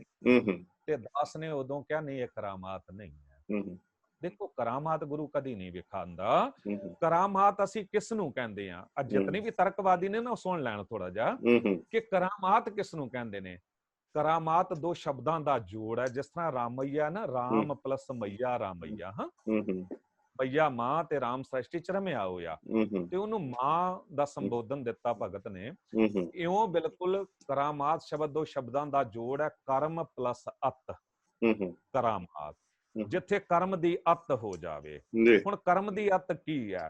ਤੁਸੀਂ ਦੇਖੋ ਕੋਈ ਜਾਦੂਗਰ ਹੈ, ਆਪਣੇ ਹੱਥ ਦੀ ਸਫਾਈ ਨਾਲ ਕੁਝ ਉਹ ਕਰ ਦਿੰਦਾ ਜੋ ਅਸੀਂ ਨਹੀਂ ਕਰ ਸਕਦੇ ਤੇ ਬੰਦਾ ਹੈਰਾਨ ਹੋ ਕੇ ਕਹਿੰਦਾ ਵੀ ਇਹ ਤੇ ਕਰਾਮਾਤ ਹੋ ਗਈ। ਕੋਈ ਰਿੱਧੀਆਂ ਸਿੱਧੀਆਂ ਦਾ ਮਾਲਕ, ਕੋਈ ਹੋਰ ਕਿਸੇ ਪ੍ਰਕਾਰ ਨਾਲ ਸਾਡੇ ਤੋਂ ਵੱਧ ਕੁਝ ਕਰ ਦਿੰਦਾ। ਇੱਥੇ ਤੱਕ ਹੁੰਦਾ ਕਈ ਵਾਰੀ ਕਿ ਕੋਈ ਇੰਜੀਨੀਅਰ ਹੀ ਇਹੋ ਜਿਹੀ ਬਿਲਡਿੰਗਾਂ ਖੜੀ ਕਰ ਦਿੰਦਾ ਹੈ ਕਿ ਲੋਕ ਵੇਖ ਕੇ ਕਹਿ ਦਿੰਦੇ ਵੀ ਇਹ ਤੇ ਕਰਾਮਾਤ ਹੋ ਗਈ। ਕੋਈ ਡਾਕਟਰ ਇਉਂ ਇਲਾਜ ਕਰ ਦਿੰਦਾ ਹੈ ਕਿ ਲੋਕ ਕਹਿੰਦੇ ਨੇ ਇਹਦੇ ਹੱਥਾਂ 'ਚ ਤੇ ਕਰਾਮਾਤ ਹੈ, ਮੁਰਦੇ 'ਚ ਜਾਨ ਪਾ ਦਿੰਦਾ ਹੈ ਕਿਉਂਕਿ ਉਹਦਾ ਕਰਮ ਹੈ। ਪਰ ਇਹਨਾਂ ਸਭ ਦੇ ਕਰਮ ਦੀ ਕੋਈ ਅਤ ਹੈ। ਕਿਤੇ ਜਾ ਕੇ ਉਹ ਡਾਕਟਰ ਕਹਿ ਦਿੰਦਾ ਬਸ ਇਤਨਾ ਕਰ ਸਕਦਾ ਤੇ ਇਸ ਤੋਂ ਵੱਧ ਨਹੀਂ। ਇੰਜੀਨੀਅਰ, ਕੋਈ ਜਾਦੂਗਰ, ਕੋਈ ਤਾਂਤਰਿਕ, ਕੋਈ ਹੋਰ ਲੋਕ ਜੋ ਦੁਨੀਆਵੀ ਰਿੱਧੀਆਂ ਸਿੱਧੀਆਂ, ਉਹਨਾਂ ਦੇ ਕਰਮ ਦੀ ਕੋਈ ਅਤ ਹੈ, ਕਿਤੇ ਜਾ ਕੇ ਮੁੱਕ ਜਾਂਦੇ ਨੇ। ਇਸ ਕਰਕੇ ਉਹਨਾਂ ਦੇ ਕੀਤੇ ਨੂੰ ਕਰਾਮਾਤ ਕਿਹਾ ਜਾਂਦਾ ਹੈ। ਪਰ ਗੁਰੂ ਦੇ ਕਰਮ ਦੀ ਕੋਈ ਅਤ ਨਹੀਂ। ਮਾਲਕ ਵਾਹਿਗੁਰੂ ਦੇ ਕਰਮ ਦੀ ਕੋਈ ਅਤ ਨਹੀਂ। ਵਾਹਿਗੁਰੂ ਜੋ ਚਾਵੇ ਕਰ ਸਕਦਾ। ਜਲ ਤੇ ਥਲ ਕਰਥਲ ਤੇ ਕੂਆਂ ਕੂਪ ਤੇ ਮੇਰ ਕਰਾਵੇ, ਧਰਤੀ ਤੇ ਆਕਾਸ਼ ਚੜਾਵੇ, ਚੜੇ ਆਕਾਸ਼ ਗਿਰਾਵੇ। ਤੇ ਜਦ ਗੁਰੂ ਇੱਥੇ ਪਹੁੰਚ ਜਾਂਦਾ ਹੈ ਨਾ, कबीर तू तू करता तू हुआ मुझ में रहा ना हूं, जब आपा पर का मिट गया जत देखा तत तू, गुर कृपा जै नर कौ कीनी तिह ए जुगत पछानी, नानक लीन भयो गोबिंद स्यों ज्यों पानी संग पानी। बेशक गुरु अपने आप ਨੂੰ ਪਰਮੇਸ਼ਰ ਨਹੀਂ ਅਖਵਾਉਂਦਾ, ਪਰ ਗੁਰਬਾਣੀ ਨੇ ਕਿਤੇ ਜਾ ਕੇ ਕਹਿ ਦਿੱਤਾ ਕਿ ਇੱਕ ਐਸੀ ਅਵਸਥਾ ਆਉਂਦੀ ਹੈ ਜਿੱਥੇ ਗੁਰੂ ਤੇ ਵਾਹਿਗੁਰੂ ਇੱਕ ਹੋ ਜਾਂਦੇ ਨੇ। ਉੱਥੇ ਕਿਹਾ ਜਾਂਦਾ ਗੁਰ ਪਰਮੇਸ਼ਰ ਇੱਕ ਹੋ ਜਾਣ। ਤੇ ਜਿੱਥੇ ਇੱਕ ਹੋ ਗਏ ਉੱਥੇ ਜੋ ਵਾਹਿਗੁਰੂ ਕਰ ਸਕਦਾ ਉਹ ਗੁਰੂ ਵੀ ਕਰ ਸਕਦਾ ਹੈ। ਤੇ ਜੇ ਗੁਰੂ ਉਹ ਕੁਝ ਕਰ ਸਕਦਾ ਜੋ ਵਾਹਿਗੁਰੂ ਕਰ ਸਕਦਾ ਹੈ, ਬੇਸ਼ੱਕ ਦੇਹਧਾਰੀ ਗੁਰੂਆਂ ਦੀ ਗੱਲ ਨਹੀਂ ਹੋ ਰਹੀ ਹੈ। ਇੱਥੇ ਗੱਲ ਹੋ ਰਹੀ ਹੈ ਗੁਰੂ ਨਾਨਕ ਜੋਤ ਦੀ। ਇੱਥੇ ਗੱਲ ਹੋ ਰਹੀ ਗੁਰੂ ਗ੍ਰੰਥ ਸਾਹਿਬ ਜੀ ਦੀ। ਗੁਰੂ ਗ੍ਰੰਥ ਸਾਹਿਬ ਜੀ ਕੀ ਨੇ? ਗੁਰੂ ਗ੍ਰੰਥ ਸਾਹਿਬ ਜੀ ਆਪ ਵਾਹਿਗੁਰੂ ਨੇ। ਤੁਸੀਂ ਵੇਖੋ ਨਾ, ਜਿੱਥੇ ਕਿਹਾ ਵਾਹ ਵਾਹ ਬਾਣੀ ਨਿਰੰਕਾਰ ਹੈ, ਜੇ ਵੱਡਾ ਵਰ ਨਾ ਕੋਈ। ਹੁਣ ਬਾਣੀ ਤੇ ਆਪ ਨਿਰੰਕਾਰ ਹੈ, ਵਾਹਿਗੁਰੂ ਆਪ ਬੋਲ ਰਿਹਾ ਹੈ। ਤੇ ਜਿੱਥੇ ਉਹ ਗੁਰੂ ਉਸ ਅਵਸਥਾ ਤੇ ਪਹੁੰਚ ਜਾਂਦਾ ਹੈ ਨਾ, ਉਥੇ ਫਿਰ ਉਹਦਾ ਕੀਤਾ ਕਰਾਮਾਤ ਨਹੀਂ ਹੁੰਦਾ। ਉਹ ਜੋ ਚਾਹਵੇ ਉਹ ਕਰ ਸਕਦਾ ਹੈ। ਹਾਂ, ਇਹ ਉਹਦੀ ਮਰਜ਼ੀ ਹੈ ਕਿ ਉਹਨੇ ਕਿਸ ਉੱਤੇ ਬਖਸ਼ਿਸ਼ ਕਰਨੀ ਹੈ ਤੇ ਵਾਹਿਗੁਰੂ ਦਾ ਹੁਕਮ ਕੀ ਹੈ। ਗੁਰੂ ਹਮੇਸ਼ਾ ਹੁਕਮ ਵਿੱਚ ਵਿਚਰਦਾ ਹੈ। ਗੁਰੂ ਆਪਣੇ ਲਈ ਕਰਦਾ, ਨਹੀਂ ਤਾਂ ਚਾਰ ਸਾਹਿਬਜ਼ਾਦੇ। ਆਮ ਮਨੁੱਖ ਵੀ ਇਤਨੀ ਸਮਝ ਰੱਖਦਾ ਹੈ ਕਿ ਮੈਂ ਆਪਣੇ ਬੱਚਿਆਂ ਨੂੰ ਕਿਸ ਤਰ੍ਹਾਂ ਬਚਾਉਣਾ। ਆਪ ਅੱਗੇ ਆ ਜਾਂਦਾ ਭਾਵੇਂ, ਪਰ ਬੱਚਿਆਂ ਨੂੰ ਅੱਗੇ ਨਹੀਂ ਹੋਣ ਦਿੰਦਾ। ਬਚਾ ਲੈਂਦਾ ਕਈ ਵਾਰੀ ਜੀ, ਪਰ ਗੁਰੂ ਗੋਬਿੰਦ ਸਿੰਘ ਸਾਹਿਬ ਸਤਿਗੁਰੂ ਜੀ ਨੇ ਕਿਉਂ ਸਰਬੰਸ ਵਾਰਿਆ? ਗੁਰੂ ਅਰਜਨ ਦੇਵ ਸਾਹਿਬ ਜੀ ਨੇ ਸ਼ਹੀਦੀ ਕਿਉਂ ਦਿੱਤੀ? ਕਿਉਂਕਿ ਮੀਤ ਕਰੇ ਸੋਈ ਹਮ ਮਾਨਾ, ਮੀਤ ਕੇ ਕਰਤਬ ਕੁਸ਼ਲ ਸਮਾਨਾ। ਜੇ ਵਾਹਿਗੁਰੂ ਮਿੱਤਰ ਹੈ ਮੇਰਾ, ਜਦ ਮੈਨੂੰ ਲੋੜ ਪਈ, ਜਦ ਆਵਾਜ਼ ਮਾਰੀ ਉਹਨੂੰ, ਉਹ ਮੇਰੇ ਕੰਮ ਆਇਆ। ਕਦੀ ਸੁਲਭੀ ਖਾਨ, ਸੁਲਝੀ ਖਾਨ, ਕਦੀ ਪ੍ਰਤੀ ਚੰਦ, ਕਦੀ ਹੋਰ ਗੱਲਾਂ, ਹਰ ਵੇਲੇ ਉਹ ਕੰਮ ਆਇਆ।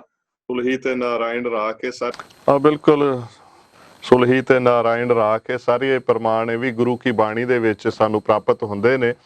ਸੋ ਬੜੀ ਗਹਿਰਾਈ ਦੇ ਵਿੱਚ ਜਾ ਕਰਕੇ ਸਿੰਘ ਸਾਹਿਬ ਗਿਆਨੀ ਹਰਨਾਮ ਸਿੰਘ ਜੀ ਸਾਡੇ ਨਾਲ ਇਹਨਾਂ ਵਿਚਾਰਾਂ ਦੀ ਸਾਂਝ ਕਰਦੇ ਪਏ ਨੇ। ਗੁਰੂ ਹਰਕ੍ਰਿਸ਼ਨ ਸਾਹਿਬ ਜੀ ਦੇ ਪਿੱਤਰ ਪ੍ਰਕਾਸ਼ ਪੁਰਬ ਦੇ ਮੌਕੇ ਤੇ ਅਸੀਂ ਇਹ ਵਿਚਾਰਾਂ ਦੀ ਸਾਂਝ ਕਰਦੇ ਪਏ। ਛੋਟਾ ਜਿਹਾ ਇੱਥੇ ਵਿਸ਼ਰਾਮ ਲੈ ਕੇ ਅਸੀਂ ਬਹੁਤ ਜਲਦੀ ਹਾਜ਼ਰ ਹੋ ਰਹੇ ਸੰਗਤ ਜੀ। ਸਭ ਤੇ ਵੱਡ ਸਮਰੱਥ ਗੁਰਦੇਵ, ਸਭ ਸੁਖ ਪਾਏ ਤਿਸ ਕੀ ਸੇਵ। ਉਸ ਸਮਰੱਥ ਗੁਰਦੇਵ ਦੇ ਅੱਜ ਆਪਾਂ ਚਰਨ ਪਰਸਦੇ ਪਏ ਹਾਂ। ਬਾਲਾ ਪ੍ਰੀਤਮ ਸ਼੍ਰੀ ਗੁਰੂ ਹਰਕ੍ਰਿਸ਼ਨ ਸਾਹਿਬ ਜੀ, ਜਿਨ੍ਹਾਂ ਨੇ ਕਿ ਬਾਲੜੀ ਉਮਰ ਦੇ ਵਿੱਚ, ਜਿਵੇਂ ਕਿ ਸਾਡੇ ਨਾਲ ਥੋੜੀ ਦੇਰ ਪਹਿਲਾਂ ਸਿੰਘ ਸਾਹਿਬ ਗਿਆਨੀ ਹਰਨਾਮ ਸਿੰਘ ਹੋਰਾਂ ਨੇ ਬਚਨ ਸਾਂਝੇ ਕੀਤੇ ਸੀ, ਧਰੂ ਭਗਤ ਦੇ ਪ੍ਰਥਾਏ 5 ਬਰਸ ਕੋ ਬਾਲਕ ਜਿਹੜੇ ਧਰੂ ਹੋਏ ਨੇ, ਤੇ ਕਰੀਬ 19 ਕੀ ਆਰਜਾ ਦੇ ਵਿੱਚ ਗੁਰੂ ਹਰਕ੍ਰਿਸ਼ਨ ਸਾਹਿਬ ਜੀ 5.5 ਸਾਲ ਦੀ ਆਰਜਾ ਦੇ ਵਿੱਚ ਆਪ ਜੀਆਂ ਨੇ ਗੁਰਤਾ ਗੱਦੀ ਦੀ ਜਿਹੜੀ ਇਹ ਮਹਾਨ ਵਡਿਆਈ ਜਿਹੜੀ ਹੈ ਉਹ ਹਾਸਲ ਕੀਤੀ। ਇਹ ਜ਼ਿੰਮੇਵਾਰੀ ਉਹਨਾਂ ਨੇ ਸੰਭਾਲੀ ਤੇ ਉਸ ਵਕਤ ਦੀਆਂ ਗਾਥਾਵਾਂ ਜਿਹੜੀਆਂ ਨੇ ਸਾਡੇ ਨਾਲ ਸਿੰਘ ਸਾਹਿਬ ਸਾਂਝੀਆਂ ਕਰਦੇ ਪਏ ਨੇ। ਤੇ ਨਾਲ ਹੀ ਨਾਲ, ਕਿਉਂਕਿ ਲੰਬਾ ਅਰਸਾ ਆਪ ਜੀ ਗੁਰਦੁਆਰਾ ਸ਼੍ਰੀ ਬੰਗਲਾ ਸਾਹਿਬ ਵਿਖੇ ਹੈਡ ਗ੍ਰੰਥੀ ਦੇ ਰੂਪ ਵਿੱਚ ਸੇਵਾਵਾਂ ਪ੍ਰਦਾਨ ਕਰਦੇ ਰਹੇ ਨੇ, ਸੋ ਉਸ ਪ੍ਰਥਾਏ ਵੀ ਜੋ ਹੱਡ ਬੀਤੀਆਂ ਤੇ ਜਗ ਬੀਤੀਆਂ ਨੇ। ਸੋ ਗੁਰੂ ਸਮਰੱਥ ਹੈ ਜੋ ਆਪਣੀ ਮੌਜ ਦੇ ਵਿੱਚ ਆ ਕੇ ਜੋ ਕਰ ਦੇਣ ਉਹ ਹੋ ਜਾਂਦਾ ਹੈ। ਤੇ ਐਸੀਆਂ ਮੈਨੂੰ ਲੱਗਦਾ ਬੇਅੰਤ ਘਟਨਾਵਾਂ ਹੋਣਗੀਆਂ, ਅੱਜ ਵੀ ਵਾਪਰਦੀਆਂ ਨੇ। ਇਹ ਵਾਪਰਦੀਆਂ ਉਹਨਾਂ ਦੇ ਨਾਲ ਹੈ ਜਿਨ੍ਹਾਂ ਨੂੰ ਇਹ ਭਰੋਸਾ ਹੁੰਦਾ ਹੈ, ਜਿਹੜੇ ਉਸ ਭੈਣ ਜੀ ਵਾਂਗੂ ਗੁਰੂ ਦੇ ਅੱਗੇ ਡੰਡੌਤ ਕਰ ਦਿੰਦੇ ਨੇ, ਮਹਾਰਾਜ ਮੇਰਾ ਹੁਣ ਸਿਰ ਦੇ ਸਾਈਂ ਤੂੰ ਹੀ ਬਚਾਉਣਾ। ਸੋ ਜਿਹੜੇ ਸਮਰਪਿਤ ਹੋ ਜਾਂਦੇ ਨੇ, ਜਿਹੜੇ ਉਸ ਭਾਵਨਾ ਦੇ ਨਾਲ ਉਸ ਤੋਂ ਮੰਗਦੇ ਨੇ, ਉਹਨਾਂ ਨੂੰ ਗੁਰੂ ਟੁੱਟ ਕੇ ਦੇ ਦਿੰਦਾ, ਕਿਉਂਕਿ ਉਹ ਦਿਆਲੂ ਹੈ। ਸਭ ਤੋਂ ਵੱਡਾ ਸੁਭਾਅ ਜਿਹੜਾ ਦਿਆਲਤਾ ਹੈ। ਸੋ ਗੁਰੂ ਹਰਕ੍ਰਿਸ਼ਨ ਸਾਹਿਬ ਜੀ ਦੇ ਜੀਵਨ ਦੀਆਂ ਕੁਝ ਹੋਰ ਝਲਕੀਆਂ ਅਸੀਂ ਚਾਹਾਂਗੇ ਸਿੰਘ ਸਾਹਿਬ ਜੀ ਆਪ ਜੀ ਸਾਡੇ ਨਾਲ ਸਾਂਝੀਆਂ ਕਰਦੇ ਜੀ। ਸਤਿਗੁਰੂ ਸਾਹਿਬ ਗੁਰੂ ਹਰਕ੍ਰਿਸ਼ਨ ਸਾਹਿਬ ਜੀ ਦੀ ਵਡਿਆਈ ਨੂੰ ਬਿਆਨ ਕਰਨਾ ਮੈਂ ਪਹਿਲਾਂ ਹੀ ਬੇਨਤੀ ਕਰ ਚੁੱਕਿਆ ਕਿ ਸਮਾਂ ਵੀ ਬਹੁਤ ਥੋੜਾ ਪੈ ਜਾਂਦਾ ਹੈ ਜੀ ਤੇ ਸਾਡੀ ਜੇਵਾ ਵੀ। ਪਰ ਆਪ ਜੀ ਨੂੰ ਪਤਾ ਹੈ, ਜਿੱਦਾਂ ਸਿੱਖ ਰਵਾਇਤ ਚਲੀ ਆ ਰਹੀ ਹੈ ਕਿ ਗੁਰੂ ਹਰਿਰਾਏ ਸਾਹਿਬ ਸਤਿਗੁਰੂ ਤਾਂ ਔਰੰਗੇ ਦੇ ਮੱਥੇ ਨਹੀਂ ਲੱਗੇ, ਤੇ ਗੁਰੂ ਹਰਕ੍ਰਿਸ਼ਨ ਸਾਹਿਬ ਜੀ ਨੂੰ ਵੀ ਇਹੀ ਹੁਕਮ ਹੋਇਆ ਸੀ ਗੁਰਗੱਦੀ ਦੇਣ ਲੱਗਿਆਂ ਕਿ ਔਰੰਗਜ਼ੇਬ ਦੇ ਮੱਥੇ ਨਹੀਂ ਲੱਗਣਾ ਹੈ। ਪਰ ਔਰੰਗਜ਼ੇਬ ਚਾਹੁੰਦਾ ਸੀ ਕਿ ਕਿਸੇ ਤਰ੍ਹਾਂ ਵੀ ਮੈਂ ਦੀਦਾਰ ਕਰਾਂ, ਕਿਉਂਕਿ ਉਦੋਂ ਰਾਮ ਰਾਏ ਤੇ ਗੁਰੂ ਹਰਕ੍ਰਿਸ਼ਨ ਸਾਹਿਬ ਸਤਿਗੁਰੂ ਜੀ ਦੋਵਾਂ ਭਰਾਵਾਂ ਦੇ ਵਿੱਚ ਦੁਫਾੜ ਪਾ ਕੇ ਤੇ ਉਹ ਮੁਗਲ ਹਕੂਮਤ ਜੋ ਸੀ ਉਹ ਗੁਰੂ ਨਾਨਕ ਦੇ ਦਰਬਾਰ ਨੂੰ ਕਿਤੇ ਨੀਵਾਂ ਵਿਖਾਉਣਾ ਚਾਹੁੰਦੀ ਸੀ। ਤੇ ਤਾਂ ਹਰ ਇੱਕ ਵਿਦਵਾਨ ਕਹਿੰਦਾ ਹੈ ਨਾ ਕਿ ਬਾਬੇ ਕਿਆਂ ਨਾਲ ਬਾਬਰ ਕਿਆਂ ਦੀ ਟੱਕਰ ਚਲੀ ਆਈ ਹੈ ਉਦੋਂ ਤੋਂ ਜੀ। ਸੱਚ ਦੇ ਸਾਹਮਣੇ ਝੂਠ ਹਮੇਸ਼ਾ ਯਤਨ ਕਰਦਾ ਰਿਹਾ ਕਿ ਵੱਡਾ ਹੋ ਕੇ ਖੜਾ ਹੋਵਾਂ, ਪਰ ਅੰਤ ਫੇਰ ਉਹਨੂੰ ਧੂਲ ਚਟਣੀ ਪਈ ਹੈ। ਤੇ ਉਹੀ ਗੱਲ ਹੋਈ ਕਿ ਔਰੰਗਜ਼ੇਬ ਨੇ ਫੇਰ ਸੋਚਿਆ ਤੇ ਕਹਿ ਲਓ ਕਿਸੇ ਤਰ੍ਹਾਂ ਰਾਮ ਰਾਏ ਨੂੰ ਹੀ ਅੱਗੇ ਕੀਤਾ, ਕਿਉਂਕਿ ਰਾਮ ਰਾਏ ਵੀ ਅੰਦਰੋਂ ਕਿਤੇ ਹਰਟ ਹੋਇਆ ਸੀ ਜਦ ਗੁਰੂ ਹਰਿਰਾਏ ਸਾਹਿਬ ਜੀ ਨੇ ਮੱਥੇ ਨਹੀਂ ਲਾਇਆ। ਤੇ ਔਰੰਗਜ਼ੇਬ ਨੇ ਮੌਕੇ ਦਾ ਫਾਇਦਾ ਉਠਾਇਆ, ਉਹਨੂੰ ਕਈ ਪ੍ਰਕਾਰ ਦੀਆਂ ਜਾਗੀਰਾਂ ਰਿਆਸਤਾਂ ਦੇਣ ਦੀ ਗੱਲ ਕਰ ਦਿੱਤੀ। ਪਰ ਨਾਲ ਔਰੰਗਜ਼ੇਬ ਚਾਹੁੰਦਾ ਸੀ ਕਿ ਰਾਮ ਰਾਏ ਹੁਣ ਮੇਰੇ ਪ੍ਰਭਾਵ ਹੇਠ ਹੈ, ਤੇ ਜੇ ਕਿਤੇ ਰਾਮ ਰਾਏ ਗੁਰਗੱਦੀ ਦਾ ਮਾਲਕ ਬਣ ਜਾਂਦਾ ਹੈ ਤੇ ਫਿਰ ਹੀ ਮੇਰੀ ਜਿਹੜੀ ਮੁਹਿੰਮ ਹੈ ਨਾ ਕਿ ਇਸ ਦੇਸ਼ ਦੇ ਸਾਰੇ ਹਿੰਦੂਆਂ ਨੂੰ, ਸਿੱਖਾਂ ਨੂੰ ਮੁਸਲਮਾਨ ਬਣਾਉਣਾ, ਤੇ ਉਹਦੇ ਚ ਬੜੀ ਕਾਮਯਾਬੀ ਵੱਡੀ ਮਿਲ ਜਾਵੇਗੀ। ਤੇ ਉਹਨੇ ਕੀ ਕੀਤਾ, ਰਾਮ ਰਾਏ ਨੂੰ ਅੱਗੇ ਕੀਤਾ, ਤੇ ਰਾਮ ਰਾਏ ਨੇ ਔਰੰਗਜ਼ੇਬ ਦੇ ਸਾਹਮਣੇ ਗੱਲ ਕਰ ਦਿੱਤੀ ਕਿ ਵੱਡਾ ਹੋਣ ਦੇ ਨਾਤੇ ਗੁਰਗੱਦੀ ਦਾ ਮਾਲਕ ਮੈਂ ਆ, ਸਾਨੂੰ ਗੁਰਗੱਦੀ ਦਿਵਾਈ ਜਾਵੇ। ਹੁਣ ਔਰੰਗਜ਼ੇਬ ਨੇ ਤਰੀਕਾ ਇਹ ਵਰਤਿਆ ਕਿ ਵੀ ਇੱਕ ਬਾਦਸ਼ਾਹ ਹੋਣ ਦੇ ਨਾਤੇ ਉੱਥੇ ਹੁਕੂਮਤ ਦਾ ਹੁਕਮਨਾਮਾ ਭੇਜ ਦਿੱਤਾ ਕਿ ਰਾਮ ਰਾਏ ਨੇ ਇਹ ਹੱਕ ਮੰਗਿਆ ਏ, ਕਹਿ ਲਓ ਕਿ ਕੇਸ ਕੀਤਾ ਹੈ, ਤੇ ਗੁਰੂ ਹਰਕ੍ਰਿਸ਼ਨ ਸਾਹਿਬ ਆ ਕੇ ਦਿੱਲੀ ਜਵਾਬ ਦੇਣ। ਗੁਰੂ ਹਰਕ੍ਰਿਸ਼ਨ ਸਾਹਿਬ ਜੀ ਨੇ ਇਨਕਾਰ ਕਰ ਦਿੱਤਾ ਕਿ ਅਸੀਂ ਦਿੱਲੀ ਨਹੀਂ ਆਵਾਂਗੇ।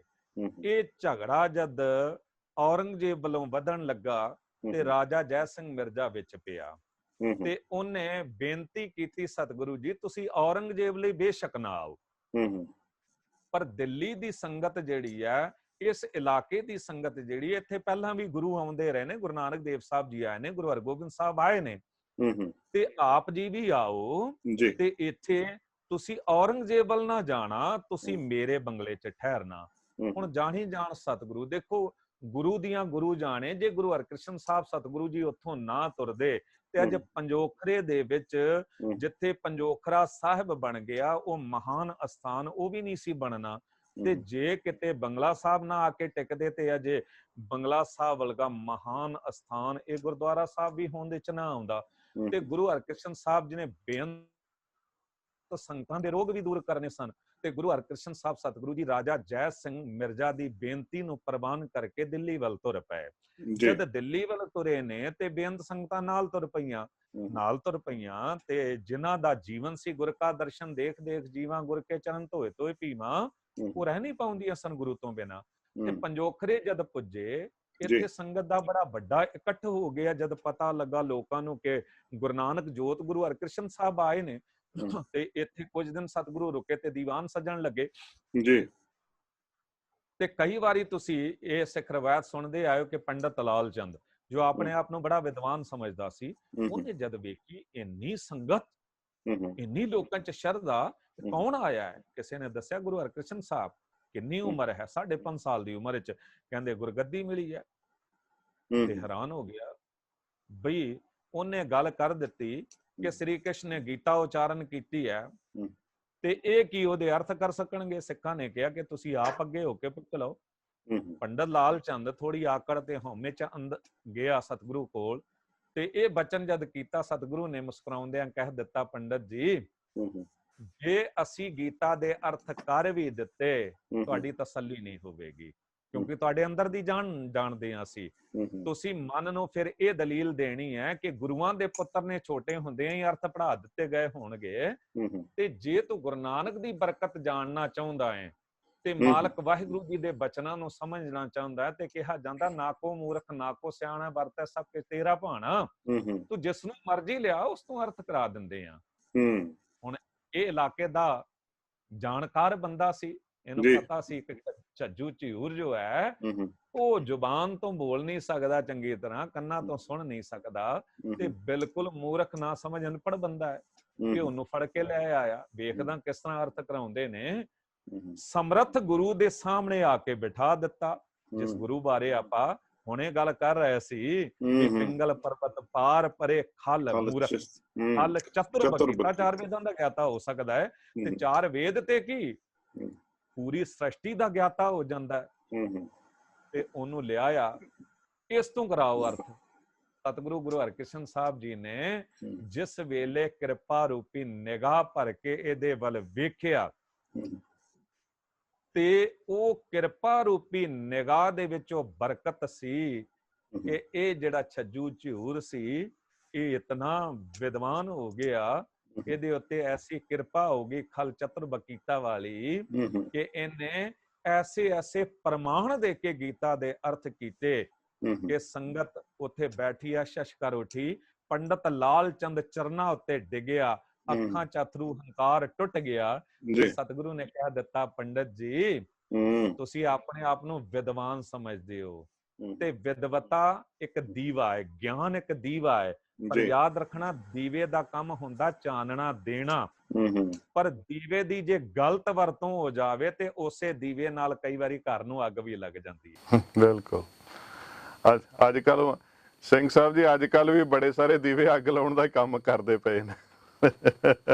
ਹਾਲਾਤ ਇਹ ਨੇ, ਜਿਹੜੇ ਵਿਦਵਾਨ ਜਿਹੜੇ ਨੇ ਉਹ ਕੁਛ ਤਾਂ ਹੈ ਲੱਗੇ ਹੀ ਇਸੇ ਕੰਮ ਤੇ ਨੇ ਕਿ ਅੱਗਾਂ ਲਾਉਣੀਆਂ, ਵਿਵਾਦ ਪੈਦਾ ਕਰਨੇ ਤਾਂ ਕਿ ਸਾਡੀ ਮਸ਼ਹੂਰੀ ਹੋ ਜਾਏ।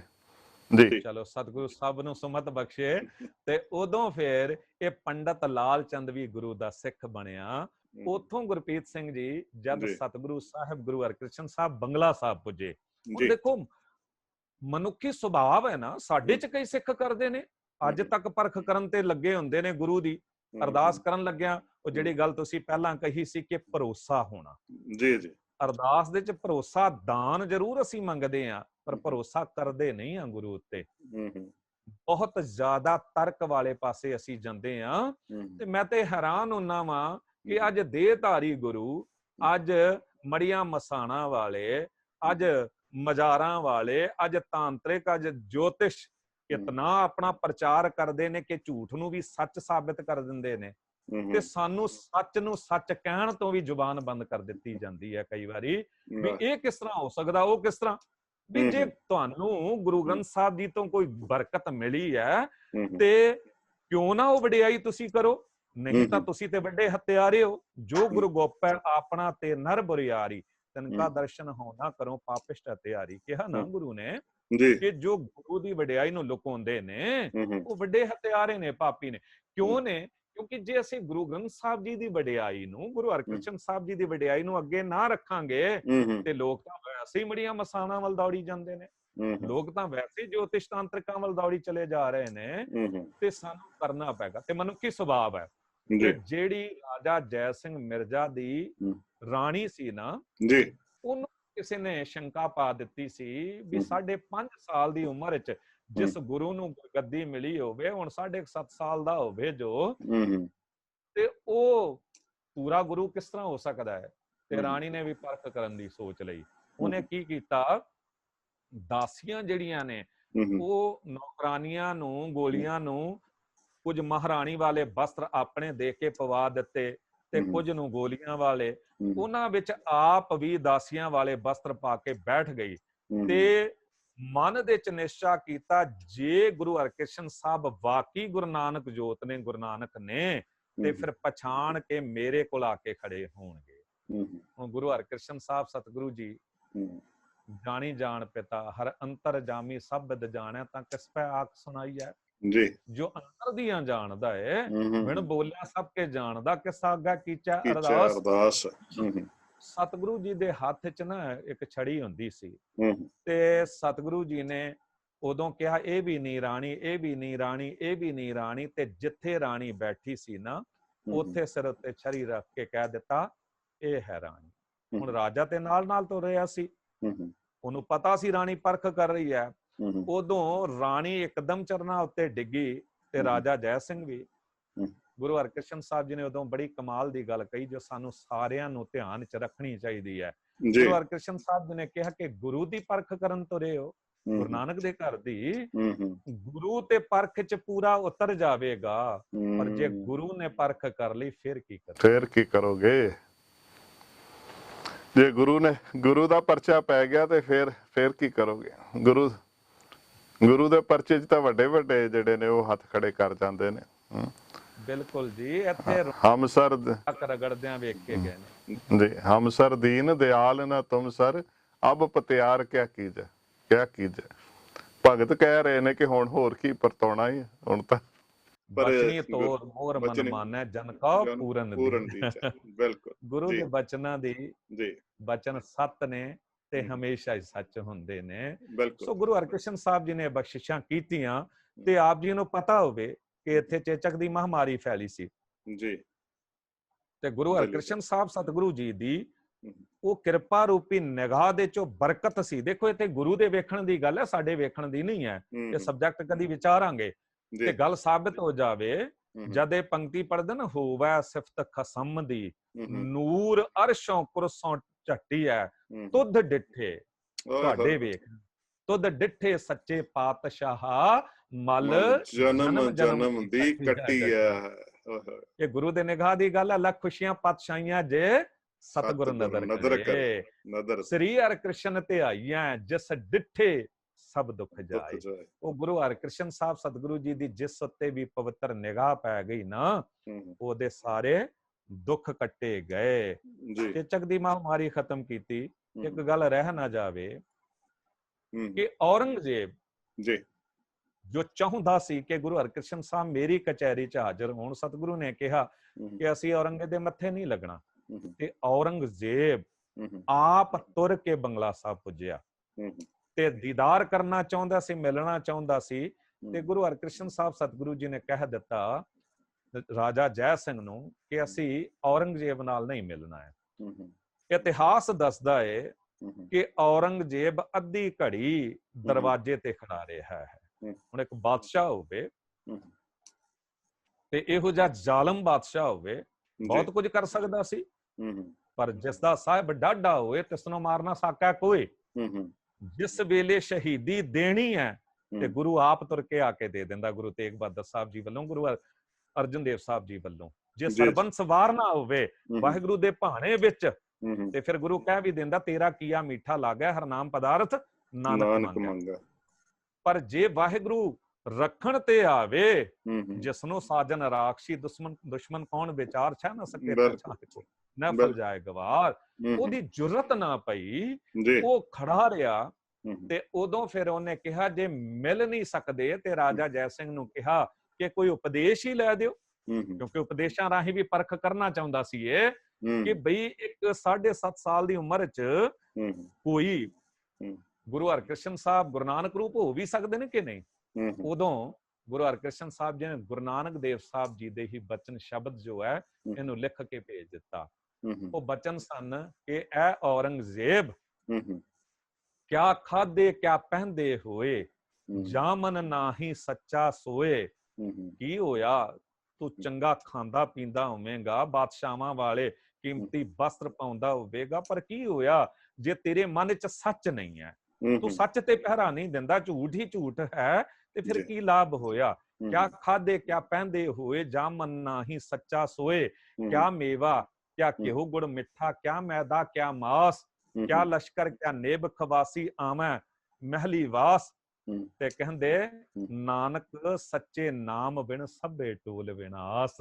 ਕੀ ਹੋਇਆ ਜੇ ਤੂੰ ਮੇਵੇ ਖਾਂਦਾ, ਡਰਾਈ ਫਰੂਟ ਖਾਂਦਾ ਹੈ, ਮੈਦੇ ਦੇ ਪਦਾਰਥ ਖਾਂਦਾ, ਮਾਸ ਖਾਂਦਾ ਹੈ ਤੂੰ, ਜੇ ਤੇਰੇ ਪਿੱਛੇ ਫੌਜ ਤੁਰਦੀ ਹੈ, ਤੂੰ ਮਹਿਲਾਂ ਵਿੱਚ ਵਸਦਾ ਏ, ਪਰ ਸੱਚ ਜਾਣੀ ਜੇ ਵਾਕਈ ਤੂੰ ਖੁਦਾ ਦੇ ਉਸ ਸੱਚ ਨੂੰ ਨਹੀਂ ਸਮਝ ਸਕਿਆ, ਤੂੰ ਮਾਲਕ ਵਾਹਿਗੁਰੂ ਜੀ ਦੇ ਸੱਚ ਤੇ ਪਹਿਰਾ ਨਹੀਂ ਦੇ ਸਕਿਆ, ਤੇ ਸਭ ਝੂਠ ਦਾ ਪਸਾਰਾ ਹੈ। ਅੰਦਰ ਤੱਕ ਕੰਬ ਗਿਆ ਸੀ ਔਰੰਗਜ਼ੇਬ। ਵਿਦਵਾਨ ਕਹਿੰਦੇ ਨੇ ਕਿ ਇਉਂ ਕਹੋ ਜੋ ਜਫਰਨਾਮਾ ਫਤਿਹਨਾਮਾ ਗੁਰੂ ਗੋਬਿੰਦ ਸਿੰਘ ਸਾਹਿਬ ਜੀ ਨੇ ਲਿਖਿਆ ਸੀ ਨਾ, ਤੁਸੀਂ ਇਹ ਪਹਿਲਾ ਫਤਿਹਨਾਮਾ ਵੀ ਕਹਿ ਸਕਦੇ ਹੋ, ਪਹਿਲਾ ਜਫਰਨਾਮਾ ਵੀ ਕਹਿ ਸਕਦੇ ਹੋ, ਜੋ ਗੁਰੂ ਹਰਿਕ੍ਰਿਸ਼ਨ ਸਾਹਿਬ ਜੀ ਨੇ ਇਹਨੂੰ ਇੱਕ ਸ਼ੀਸ਼ਾ ਵਿਖਾ ਦਿੱਤਾ ਸੀ, ਜੋ ਲਿਖ ਕੇ ਭੇਜਿਆ। ਬਿਲਕੁਲ ਬੜੀ ਵੱਡੀ ਗੱਲ ਹੈ ਇਹ ਜਿਹੜਾ ਦ੍ਰਿਸ਼ਟਾਂਤ ਜਿਹੜਾ ਸਾਡੇ ਸਾਹਮਣੇ ਇਤਿਹਾਸਕ ਪੱਖ ਰੱਖਿਆ। ਸੋ ਔਰੰਗਜ਼ੇਬ ਨੂੰ ਉਸਦੀ ਉਹ ਜਿਹੜੀ ਔਕਾਤ ਹੀ ਕਹਿ ਲਈਏ, ਉਹ ਗੁਰੂ ਹਰਿਕ੍ਰਿਸ਼ਨ ਸਾਹਿਬ ਸੱਚੇ ਪਾਤਸ਼ਾਹ ਜੀ ਨੇ ਉਸ ਬਾਲ ਰੂਪ ਦੇ ਵਿੱਚ ਹੀ ਦਰਸਾਈ ਸੀ। ਜੀ ਭਾਈ ਸਾਹਿਬ। ਗੁਰੂ ਹਰਿਕ੍ਰਿਸ਼ਨ ਸਾਹਿਬ ਸਤਿਗੁਰੂ ਜੀ ਦੀ ਗੁਰਪ੍ਰੀਤ ਸਿੰਘ ਜੀ ਵਡਿਆਈਆਂ ਅੱਜ ਤਾਂ ਹੈਰਾਨ ਹੁੰਨਾ ਵਾਂ, ਜਦ ਬੰਗਲਾ ਸਾਹਿਬ ਸੀਸਗੰਜ ਸਾਹਿਬ ਵੇਖਦਾ ਤੇ 70% ਤੋਂ ਜ਼ਿਆਦਾ ਸੰਗਤ ਜੋ ਹੈ ਨਾ, ਉਹ ਕਿਤੇ ਦੂਜੇ ਧਰਮਾਂ ਦੀ ਹੁੰਦੀ ਹੈ। ਇਉਂ ਕਹਿ ਲਓ ਹਿੰਦੂ ਵੀਰ, ਪੰਜਾਬੀ ਸਹਿਜਧਾਰੀ, ਇੱਥੇ ਤੱਕ ਜਾਟ ਗੁਜਰ ਵੀਰ, ਅਣਮੱਤੀਏ ਕਿੰਨੇ ਹੀ ਹੁਣ ਸ਼ਰਧਾ ਰੱਖਣ ਲੱਗੇ ਨੇ। ਤੇ ਕਥਾ ਜਦ ਬੰਗਲਾ ਸਾਹਿਬ ਤੋਂ ਸੁਣਦੇ ਨੇ, ਦਾਸ ਜਦ ਹੈਡ ਗ੍ਰੰਥੀ ਸੀ, ਉਦੋਂ ਹੀ ਗੁਰੂ ਨੇ ਕਿਰਪਾ ਕੀਤੀ, ਉਦੋਂ ਲਾਈਵ ਇਹ ਕਥਾ ਉਦੋਂ ਹੀ ਸ਼ੁਰੂ ਹੋਈ ਸੀ ਜੀ ਜੀ ਤੇ ਜਦ ਕਥਾ ਕਰਦੇ ਹੁੰਦੇ ਸਾਂ ਤੇ ਮੈਂ ਹੈਰਾਨ ਹੋਇਆ, ਇੱਕ ਕੰਨੜ ਬੰਦਾ ਕਰਨਾਟਕ ਤੋਂ, ਜੀ ਉਹਦਾ ਦਾਸ ਨੂੰ ਫੋਨ ਆਇਆ, ਟੁੱਟੀ ਫਿੱਟੀ ਹਿੰਦੀ ਬੋਲੇ ਤੇ ਮੈਨੂੰ ਕਵੇ ਕਿ भाई साहब जी, मेरी पत्नी आपसे फोन पे बात करना चाहती है क्योंकि आपकी कथा बंगला साहब से सुनती है, वो जो आप जो परमात्मा की बात करते हैं वो सुनती है। ਤੇ ਮੈਂ ਵੀ ਥੋੜਾ ਪ੍ਰਭਾਵਿਤ ਹੋਇਆ ਵੀ ਉਹਨੇ ਦੱਸਿਆ ਮੈਂ ਕਰਨਾਟਕ ਤੋਂ ਆ ਤੇ ਮੈਂ ਕਿਹਾ ਵੀ ਪਤਨੀ ਦੀ ਗੱਲ ਕਰਾ ਦੇ। ਉਹ ਕਹਿਣ ਲੱਗਾ ਜੀ ਮੈਂ ਤੇ ਕਿਤੇ ਇੱਧਰ ਬੈਂਗਲੌਰ ਸਾਈਡ ਹਾਂ ਤੇ ਮੇਰੀ ਪਤਨੀ ਹੈਦਰਾਬਾਦ ਹੈ ਤੇ ਕਹਿੰਦੇ ਉਹਨੇ ਕਈ ਵਾਰੀ ਫੋਨ ਮਿਲਾਇਆ, ਤੁਸੀਂ ਗੱਲ ਨਹੀਂ ਕੀਤੀ, ਫੋਨ ਨਹੀਂ ਚੁੱਕਿਆ ਹੈ ਤੇ ਮੈਂ ਹੁਣ ਫੋਨ ਕਰਾ ਰਿਹਾ, ਤੁਸੀਂ ਜਰਾ ਗੱਲ ਕਰ ਲਓ। ਮੈਂ ਗੁਰਪ੍ਰੀਤ ਸਿੰਘ ਜੀ ਜਦ ਗੱਲ ਕੀਤੀ ਉਸ ਭੈਣ ਨਾਲ, ਉਹ ਹਿੰਦੀ ਚ ਟੁੱਟੀ ਫੁੱਟੀ ਹਿੰਦੀ ਦੇ ਚ ਗੱਲ ਕਰ ਰਹੀ, ਪਰ ਗੱਲ ਕਰਦਿਆਂ ਨੂੰ ਵੈਰਾਗ ਆ ਗਿਆ, ਰੋ ਪਈ, ਕਹਿੰਦੀ ਵੀ ਇਹ ਤੁਹਾਡੀ ਜਿਹੜੀ ਪੰਜਾਬੀ ਹੈ ਇਹ ਤੁਸੀਂ ਥੋੜੀ ਸ਼ਹਿਰੀ ਪੰਜਾਬੀ ਤੇ ਇਹੋ ਜੀ ਵਰਡਿੰਗ ਬੋਲਦੇ ਹੋ ਕਿ ਉਹ ਬਿਲਕੁਲ ਸਮਝ ਆਉਂਦੀ ਹੈ ਤੇ ਅਸੀਂ ਹਿੰਦੀ ਸਮਝਦੇ ਹਾਂ ਤੇ ਪੰਜਾਬੀ ਨੂੰ ਵੀ ਸਮਝ ਲੈਂਦੇ ਹਾਂ, ਗੱਲ ਸਮਝ ਆਉਂਦੀ ਹੈ, ਬੋਲ ਨਹੀਂ ਪਾਉਂਦੇ ਹਾਂ। ਤੇ ਉਹਨੇ ਇਤਨੀ ਸ਼ਰਧਾ ਵਿਖਾਈ ਕਿ ਉਹਦੀ ਗੱਲਾਂ ਤੋਂ ਮੇਰੇ ਅੰਦਰ ਵੀ ਇੱਕ ਵੈਰਾਗ ਆ ਗਿਆ ਗੁਰੂ ਪ੍ਰਤੀ ਕਿ ਮੇਰੇ ਸਤਿਗੁਰੂ ਤੇਰੀ ਰਹਿਮਤਾਂ। ਸਾਧ ਸੰਗਤ ਜੀ, ਕਦੀ ਗੁਰੂ ਉੱਤੇ ਸ਼ੱਕ ਨਾ ਕਰਿਓ ਜੀ, ਕਦੀ ਬੰਗਲਾ ਸਾਹਿਬ ਸੀਸਗੰਜ ਸਾਹਿਬ ਉੱਤੇ ਸ਼ੱਕ ਨਾ ਕਰਿਓ। ਬੜੀ ਉੱਥੇ ਬਰਕਤਾਂ ਦਾਸ ਨੇ ਵੇਖੀਆਂ ਨੇ ਤੇ ਕਦੀ ਵੀ ਕਿਸੇ ਨੂੰ ਸ਼ੰਕਾ ਹੋਵੇ ਜਦ ਮਰਜੀ ਆ ਕੇ ਦਾਸ ਨਾਲ ਬੈਠ ਕੇ ਗੱਲ ਕਰ ਸਕਦਾ ਹੈ। ਗੁਰਬਾਣੀ ਰਾਹੀਂ ਹੀ ਆਪਾਂ ਗੱਲ ਕਰਾਂਗੇ। ਗੁਰੂ ਕਰਾਮਾਤ ਨਹੀਂ ਵਿਖਾਉਂਦਾ ਬੇਸ਼ੱਕ, ਪਰ ਯਾਦ ਰੱਖਣਾ ਗੁਰੂ ਜੋ ਚਾਵੇ ਉਹ ਕਰ ਸਕਦਾ ਹੈ। ਐਵੇਂ ਨਹੀਂ ਕਹਿ ਦਿੱਤਾ ਸਤਿਗੁਰ ਮੇਰਾ ਮਾਰ ਜਵਾਲੇ, ਸਤਿਗੁਰ ਮੇਰਾ ਸਰਬ ਪ੍ਰਤਪਾਲੇ। ਪ੍ਰਭ ਭਾਵੈ ਬਿਨ ਸਾਸ ਦੇ ਰਾਖੇ, ਉਹ ਬਿਨਾ ਸਾਹਾਂ ਤੋਂ ਵੀ ਰੱਖ ਸਕਦਾ ਹੈ। ਉਹਦੀ ਸਮਰੱਥ, ਉਹਦੀ ਮਰਜ਼ੀ ਆ। ਸਾਹਿਬ ਹੱਥ ਵਡਿਆਈਆਂ ਜੈ ਭਾਵੇ ਤਾਂ ਦੇ, ਉਹ ਮਾਲਕ ਦੀ ਮਰਜ਼ੀ ਹੈ। ਸੋ ਇਤਿਹਾਸਕ ਪੱਖ ਤੋਂ ਸੰਗਤ ਜੀ ਆਪਾਂ ਦਿੱਲੀ ਵਿਖੇ ਗੁਰੂ ਹਰਕ੍ਰਿਸ਼ਨ ਸਾਹਿਬ ਸੱਚੇ ਪਾਤਸ਼ਾਹ ਜੀ ਪਹੁੰਚਦੇ ਨੇ। ਔਰੰਗਜ਼ੇਬ ਆਉਂਦਾ ਮਿਲਣ ਵਾਸਤੇ, ਫਿਰ ਵੀ ਉਹਨੂੰ ਸਮਾਂ ਨਹੀਂ ਮਿਲਦਾ। ਇਹ ਸਮਾਂ ਉਹ ਹੈ ਜਦੋਂ ਚੇਚਕ ਦੀ ਬਿਮਾਰੀ ਬੜਾ ਭਿਆਨਕ ਰੂਪ ਅਖਤਿਆਰ ਕਰ ਚੁੱਕੀ ਸੀ। ਦਿੱਲੀ ਦੇ ਵਿੱਚ ਬਹੁਤ ਸਾਰੀਆਂ ਮੌਤਾਂ ਹੋ ਰਹੀਆਂ ਸੀ। ਗੁਰੂ ਸਾਹਿਬ ਜੀ ਨੇ ਉਸ ਵੇਲੇ ਵੀ ਆਪਣੀ ਨਜ਼ਰ ਰਹਿਮਤ ਜਿਹੜੀ ਪਾਈ ਹੈ, ਉਹ ਹਾਲ ਅਸੀਂ ਥੋੜੇ ਸਮੇਂ ਦੇ ਵਿੱਚ ਭਾਈ ਸਾਹਿਬ ਪਾਸੋਂ ਸਰਵਣ ਕਰਦੇ ਹਾਂ। ਜੀ ਭਾਈ ਸਾਹਿਬ ਜੀ। ਗੁਰੂ ਕਿਰਪਾ ਕਰੇ। ਗੁਰਪ੍ਰੀਤ ਸਿੰਘ ਜੀ ਜੋ ਦਾਸ ਅਰਜ ਕਰ ਰਿਹਾ ਸੀ, ਗੁਰੂ ਤੇ ਕਦੀ ਵੀ ਸਾਨੂੰ ਸ਼ੱਕ ਨਹੀਂ ਕਰਨਾ ਹੈ ਜੀ। ਗੁਰੂ ਅੱਗੇ ਪੂਰਨ ਭਰੋਸੇ ਨਾਲ ਅਰਦਾਸ ਕਰਨੀ ਹੈ। ਬਿਰਥੀ ਕਦੇ ਨਾ ਹੋਵੇ ਜਨ ਕੀ ਅਰਦਾਸ, ਨਾਨਕ ਜ਼ੋਰ ਗੋਬਿੰਦ ਕਾ ਪੂਰਨ ਗੁਣਤਾਸ। ਜਦ ਅਰਦਾਸ ਦੇ ਵਿੱਚ ਪੂਰਨ ਭਰੋਸਾ ਹੁੰਦਾ ਹੈ, ਵਿਸ਼ਵਾਸ ਹੁੰਦਾ ਹੈ, ਤੇ ਉਹ ਅਰਦਾਸ ਜ਼ਰੂਰ ਪੂਰੀ ਹੁੰਦੀ ਹੈ। ਤੇ ਬੰਗਲਾ ਸਾਹਿਬ ਐਸੀ ਕਈ ਘਟਨਾਵਾਂ ਦਾਸ ਨੇ ਵੇਖੀਆਂ ਨੇ ਤੇ ਪ੍ਰਤੱਖ ਮਹਿਸੂਸ ਕੀਤੀਆਂ ਨੇ। ਇੱਕ ਸਹਿਜਧਾਰੀ ਵੀਰ ਜੋ ਦਿੱਲੀ ਕਾਲਕਾ ਜੀ ਰਹਿੰਦਾ ਸੀ, ਇਹ ਮੇਰੇ ਹੈਡਗੰਥੀ ਹੋਣ ਤੋਂ ਪਹਿਲਾਂ ਦੀ ਗੱਲ ਹੈ, ਪਰ ਜਦ ਦਾਸ ਨੂੰ ਉੱਥੇ ਪਤਾ ਲੱਗਿਆ, ਫਿਰ ਇਹ ਪਤਾ ਲੱਗਾ ਕਿ ਵੀ ਜੋੜਾ ਘਰ ਦੇ ਵਿੱਚ ਉਹ ਸਹਿਜਧਾਰੀ ਵੀਰ ਆ ਕੇ ਸੇਵਾ ਵੀ ਕਰਦਾ। ਤੇ ਮੈਂ ਇੱਕ ਦਿਨ ਜਾ ਕੇ ਮਿਲਿਆ ਤੇ ਫਿਰ ਫੋਨ ਤੇ ਵੀ ਗੱਲ ਹੋਈ ਮੇਰੀ। ਉਹ ਜਿਹੜਾ ਵੀਰ ਸੀ, ਉਹਦੇ ਬੱਚੇ ਨੂੰ ਕੈਂਸਰ ਹੋ ਗਿਆ ਸੀ ਤੇ ਕੈਂਸਰ ਹੋ ਗਿਆ, ਬੜਾ ਇਲਾਜ ਕਰਾਇਆ ਹਰ ਪਾਸੇ, ਪਰ ਕਿਤੋਂ ਵੀ ਕੋਈ ਸਮਝ ਨਹੀਂ ਸੀ ਆ ਰਹੀ ਕਿ ਬੱਚੇ ਦਾ ਬਚਾਅ ਹੋ ਜਾਵੇ। ਤੇ ਇੱਕ ਸਿੱਖ ਭਰਾ ਤੇ ਉਹਦਾ ਮਿੱਤਰ ਸੀ, ਉਹਨੇ ਕਿਤੇ ਕਹਿ ਦਿੱਤਾ ਵੀ ਸਾਰੇ ਦਰ ਤੇ ਤੂੰ ਵੇਖ ਲੈਨੇ, ਹਰ ਡਾਕਟਰ ਕੋਲ ਘੁੰਮ ਫਿਰ ਆਇਆ ਹੈ, ਇਉਂ ਕਰ, ਮੇਰੀ ਸ਼ਰਧਾ ਬਹੁਤ ਹੈ ਤੇ ਮੈਂ ਗੁਰੂ ਹਰਕ੍ਰਿਸ਼ਨ ਸਾਹਿਬ ਜੀ ਦੇ ਦਰ ਦੇ ਬਾਰੇ ਤੈਨੂੰ ਕਹਾਂਗਾ ਕਿ ਬੰਗਲਾ ਸਾਹਿਬ ਇਹਨੂੰ ਲੈ ਜਾਇਆ ਕਰ, ਇਹਨੂੰ ਅੰਮ੍ਰਿਤ ਜਲ ਛਕਾਇਆ ਕਰ, ਅਰਦਾਸ ਕਰਿਆ ਕਰ, ਨਾਲ ਇਸ਼ਨਾਨ ਕਰਾਇਆ ਕਰ ਇਹਨੂੰ ਜੀ। ਹੁਣ ਮਰਤਾ ਕਿਆ ਨਾ ਕਰਤਾ, ਪਿਤਾ ਜਿਹੜਾ ਬੱਚੇ ਲਈ ਸਭ ਕੁਝ ਕਰਦਾ ਹੈ ਜੀ।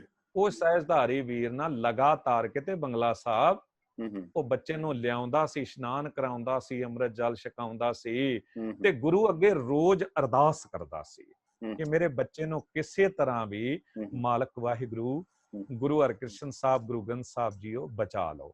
ਹੁਣ ਪਤਾ ਨਹੀਂ ਕੀ ਰਹਿਮਤ ਹੋਈ ਸਾਹਿਬ ਦੀ, ਉਹ ਬਖਸ਼ਿਸ਼ ਵਰਤ ਗਈ। ਰੋਗ ਗਿਆ ਪ੍ਰਭ ਆਪ ਗਵਾਇਆ, ਬਾਹਾਂ ਪਕੜ ਰੋਗੋਂ ਕੱਢ ਲਿਆ। ਗਏ ਕਲੇਸ਼ ਰੋਗ ਸਭ ਨਾਸੇ, ਪ੍ਰਭ ਆਪਣੇ ਕਿਰਪਾ ਧਾਰੀ। ਉਹ ਬਖਸ਼ਿਸ਼ ਹੋ ਗਈ। ਸ੍ਰੀ ਹਰਿ ਕ੍ਰਿਸ਼ਨ ਧਿਆਈਐ, ਜਿਸ ਡਿਠੇ ਸਭ ਦੁੱਖ ਜਾਏ। ਕਿਰਪਾ ਰੂਪੀ ਨਿਗਾਹ ਪੈ ਗਈ। ਉਹ ਬੱਚਾ ਜਿਹੜਾ ਹੈ ਨਾ, ਦਿਨੋਂ ਦਿਨ 9/9 ਹੁੰਦਾ ਚਲਾ ਗਿਆ। ਦੇਖੋ ਇਹਨਾਂ ਅੰਦਰ ਦੀ ਚੜ੍ਹਦੀ ਕਲਾ ਵੀ ਹੁੰਦੀ ਆ। ਇਹ ਸਾਇੰਟਿਸਟਾਂ ਨੇ ਇਸ ਗੱਲ ਨੂੰ ਸਾਬਤ ਕੀਤਾ ਹੈ। ਡਾਕਟਰ ਕਹਿੰਦੇ ਨੇ, ਅਜੇ ਕੋਰੋਨਾ ਵਰਗੀ ਮਹਾਮਾਰੀ ਚੱਲ ਰਹੀ ਹੈ ਨਾ, ਤੇ ਕਹਿੰਦੇ ਨੇ ਨਾ ਕਿ ਬੰਦੇ ਦੀ ਅੰਦਰ ਦੀ ਵਿਲ ਪਾਵਰ, ਤੇ ਉਹ ਵਿਲ ਪਾਵਰ ਵੀ ਤਾਂ ਸਟਰੋਂਗ ਹੁੰਦੀ ਹੈ, ਵਿਲ ਪਾਵਰ ਹੋਵੇ ਤਾਂ ਕਿਤੇ ਇਮਿਊਨ ਸਿਸਟਮ ਵੀ ਬਹੁਤਾ ਕੰਮ ਕਰਦਾ ਹੈ। ਨਹੀਂ ਤਾਂ ਜਿਹੜਾ ਡਰਪੋਕ ਬੰਦਾ ਹੋਵੇ ਨਾ, ਉਹ ਕਈ ਵਾਰੀ ਤੇ ਉਹਨੂੰ ਵੈਸੇ ਵੀ ਹਾਰਟ ਅਟੈਕ ਆ ਜਾਂਦਾ, ਖਿਮਾ ਕਰ ਦੇਣਾ, ਛੇਤੀ ਡਰ ਜਾਂਦੇ ਨੇ। ਪਰ ਬਾਣੀ ਜੋ ਹੈ ਅੰਦਰ ਦੀ ਚੜ੍ਹਦੀ ਕਲਾ ਦਿੰਦੀ ਹੈ। ਤੇ ਕਈ ਵਿਦਵਾਨਾਂ ਨੇ ਸਾਬਿਤ ਕਰਕੇ ਲਿਖਿਆ ਹੈ ਕਿ ਕਈ ਲੋਕਾਂ ਨੂੰ ਕੈਂਸਰ ਦਾ ਰੋਗ ਵੀ ਜੇ ਸੀ ਨਾ, ਤੇ ਜਦ ਉੱਥੇ ਉਹ ਸੁਖਮਨੀ ਸਾਹਿਬ ਜੀ ਦੀ ਬਾਣੀ ਸੁਣਾਉਣੀ ਆਰੰਭ ਕੀਤੀ, ਤੇ ਉਹਦੇ ਸਾਹਮਣੇ ਗੱਲਾਂ ਕੁਝ ਇਹੋ ਜਿਹੀਆਂ ਕੀਤੀਆਂ ਗਈਆਂ ਕਿ ਤੂੰ ਤੇ ਠੀਕ ਹੋ ਰਿਹਾ, ਠੀਕ ਹੋ ਰਿਹਾ, ਠੀਕ ਹੋ ਰਿਹਾ। ਤੇ ਕਹਿੰਦੇ ਉਹਦੇ ਕੈਂਸਰ ਦੇ ਸੈੱਲ ਮੁੱਕਣੇ ਆਰੰਭ ਹੋ ਗਏ। ਜੇ ਕਿਸੇ ਬਿਮਾਰ ਦੇ ਸਾਹਮਣੇ ਤੁਸੀਂ ਢਹਿੰਦੀ ਕਲਾ ਵਾਲੀ ਗੱਲ ਕਰੋ ਨਾ, ਕਿ ਬਈ ਹੁਣ ਤਾਂ ਤੇਰਾ ਕੰਮ ਗਿਆ, ਤੂੰ ਨਹੀਂ ਬਚ ਸਕੇਗਾ, ਹਰ ਰਾਹ ਵੇਖ ਲਿਆ, ਇਹ ਤੇ ਜਿਹਨੇ ਬਚਣਾ ਵੀ ਹੋਵੇ ਨਾ, ਉਹ ਵੀ ਨਹੀਂ ਬਚਦਾ।